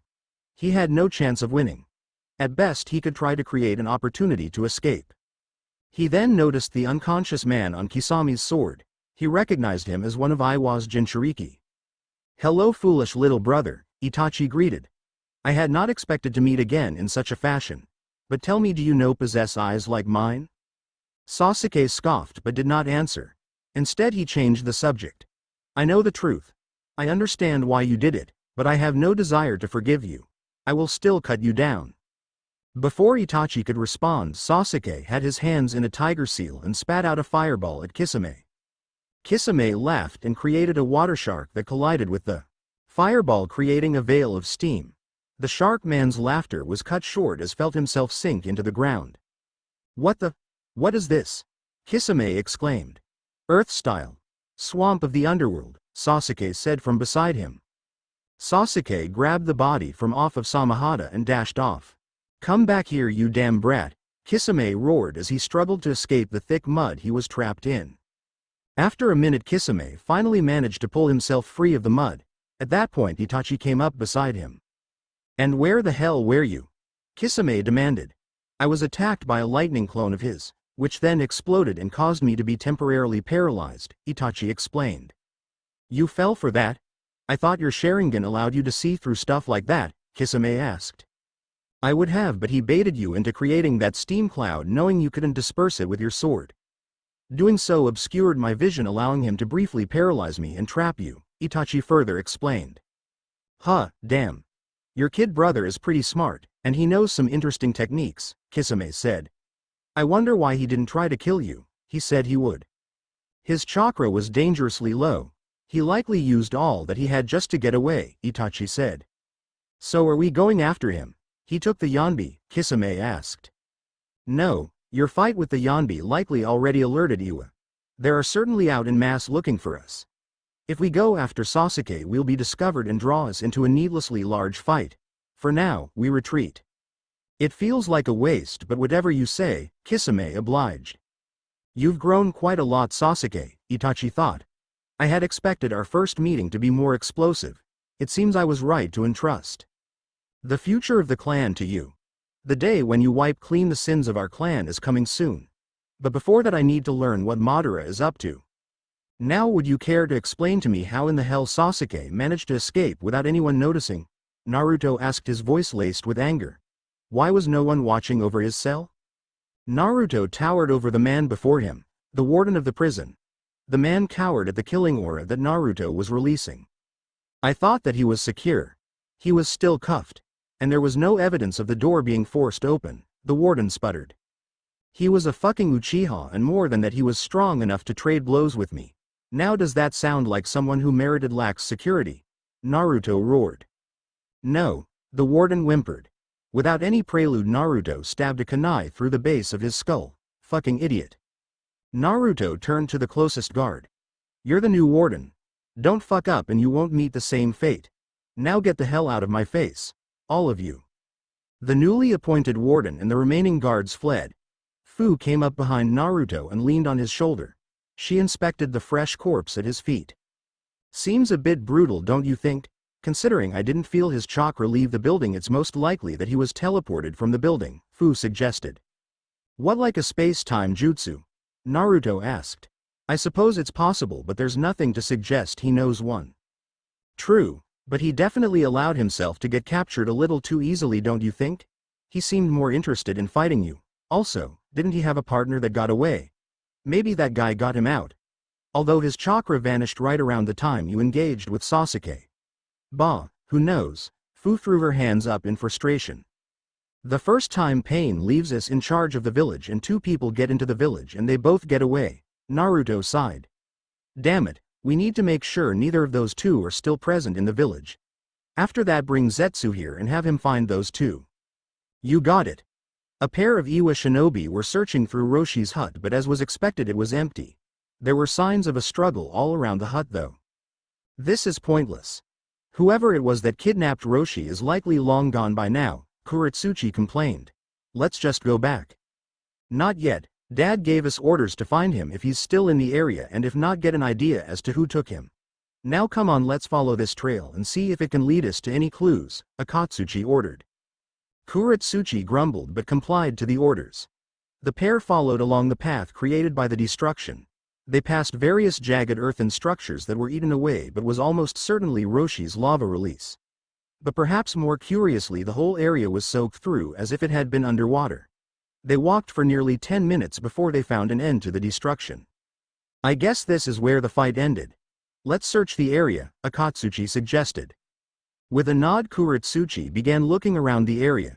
She climbed up a near cliff face to get a better view of the area. Looking over the landscape, nothing stood out to her.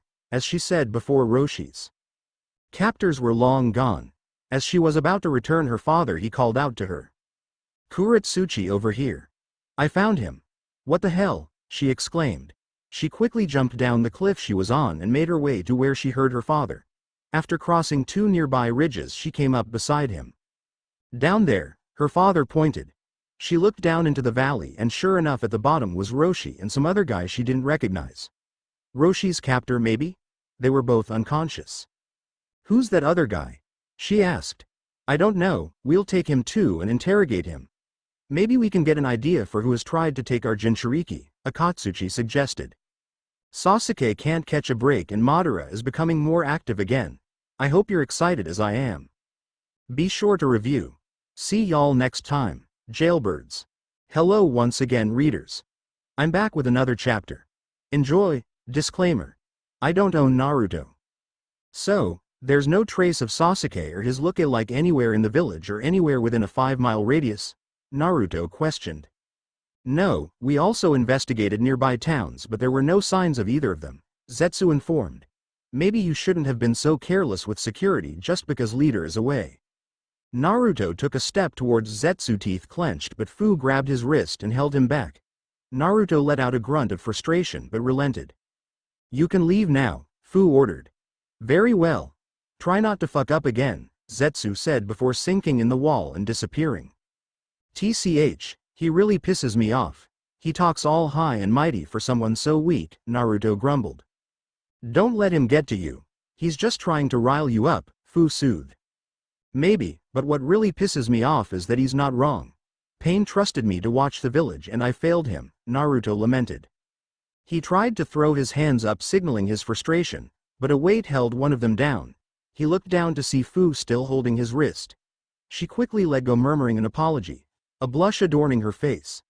The slight interruption took the wind out of the blonde's sails, but it did nothing to assuage his feelings of irritation and ineptitude. Naruto sighed deeply, hoping to level out his emotions. Fu moved behind him and placed her hands on his shoulders. You need to relax. What happened is not your fault. Sure, maybe if you had acted like Pain and killed the intruders this all would have been simpler. Instead you showed mercy. I don't think that is bad. Maybe, but that aside we have work to do. We have to tighten security. There's a good chance Konoha will send someone when Sasuke doesn't return after a while. And we need to start repairing the damage at the battle site, Naruto ordered. Fu went to go put the orders in motion when Naruto stopped her for a moment. Thank you, he said, his signature grin back on his face once again. She smiled at him and left to go put his orders in motion. Sasuke jerked awake. He was in a cell, but not the one he remembered being in. He sat up and noticed his hands were bound. It was then that he remembered the events of yesterday. His conversation with Madara, followed by his brief encounter with Itachi. He remembered fleeing because his chakra hadn't recovered, but he collapsed before he could get to safety. The last loyal Uchiha looked around. He didn't recognize the type of cell he was in, but he suspected it was not a prison cell that belonged to Akatsuki. Whether or not that was better for him was still unknown. It was then that he noticed a window. It was obviously too small to escape through. But upon looking through it he realized how futile it would have been regardless. Outside the window was nothing but a drop with no visible end and violent winds. Before he could ponder this further, he heard footsteps approach. He turned to face the people approaching. Coming into view was a short old man floating above the ground. He knew him as the Tsuchikage. A slim black-haired woman who looked not much older than himself, and a broadly built man who loomed over his companions. Each of our cells has a window like that one. It's so that our prisoners can despair over a freedom that they cannot possess, and even if they obtain, it is shown to them that death is that awaits them, the Tsuchikage said. Sasuke did not respond, and so the old man continued. We are not a village who often takes prisoners. We only built 5 cells and never once have they been full. Those who are in a position to be captured are cut down. But today we find ourselves in a peculiar situation. In one of my cells is the last loyal Uchiha. I saved your Jinchuriki. Sasuke cut in his gaze, nor his tone ever wavering. Already bargaining for your life. Cheeky brat, you are not in a position to bargain for anything, the old man quipped. Why should we believe you? As if a Konoha shinobi needs a reason to attack an Iwa shinobi? The girl accused. Relax, Kuretsuchi, the bulky man said. The girl, now identified as Kuretsuchi, huffed but fell silent. Roshi has already awoken and said he did not know who you were. He said he was attacked and defeated by Kisame of the Akatsuki, the Tsuchikage continued. And while I do not think he would lie on your behalf, I find it unlikely that you happen to be THS in country with only noble intentions. So depending on how you explain yourself will decide what your fate is. I am in this country because the Akatsuki are trying to force me to force my older brother in a battle, Sasuke explained. Oanoki opened his mouth to speak, but Sasuke continued. But don't get it confused. I may be in this cell, but this is the extent of what you can do me. If you harm or kill me, you risk war with Konoha and Suna. Oanoki chuckled at this. You really are a cheeky brat. But you're a smart brat, I'll give you that. You're right, we won't risk war. But you still trespassed on our land and as such we have the right to detain you. Konoha cannot contest this. I would get comfortable in this cell if I were you. Sasuke did not respond. He had expected this outcome once he realized he was in Iwa. But despite he was not just go to operate on their terms. With that in mind he broke free of his restraints. I think we're done here, the Avenger said matter-of-factly. TCH, Shiki brat. Come Kuretsuchi, Akatsuki, we're done here. Danzo was a versatile man. He had to be. It was a necessary attribute for being a useful shinobi. But recently his versatility was being tested. Ever since Kakashi was chosen to be Hokage, Danzo knew that some of his actions would be brought to light, specifically his involvement in the Uchiha massacre. Since then Sasuke had doggedly tried to expose him. He had done well to avoid him for the better part of 3 years. But he had miscalculated. He had not expected Sai betray him. Sai had revealed the seal on his tongue.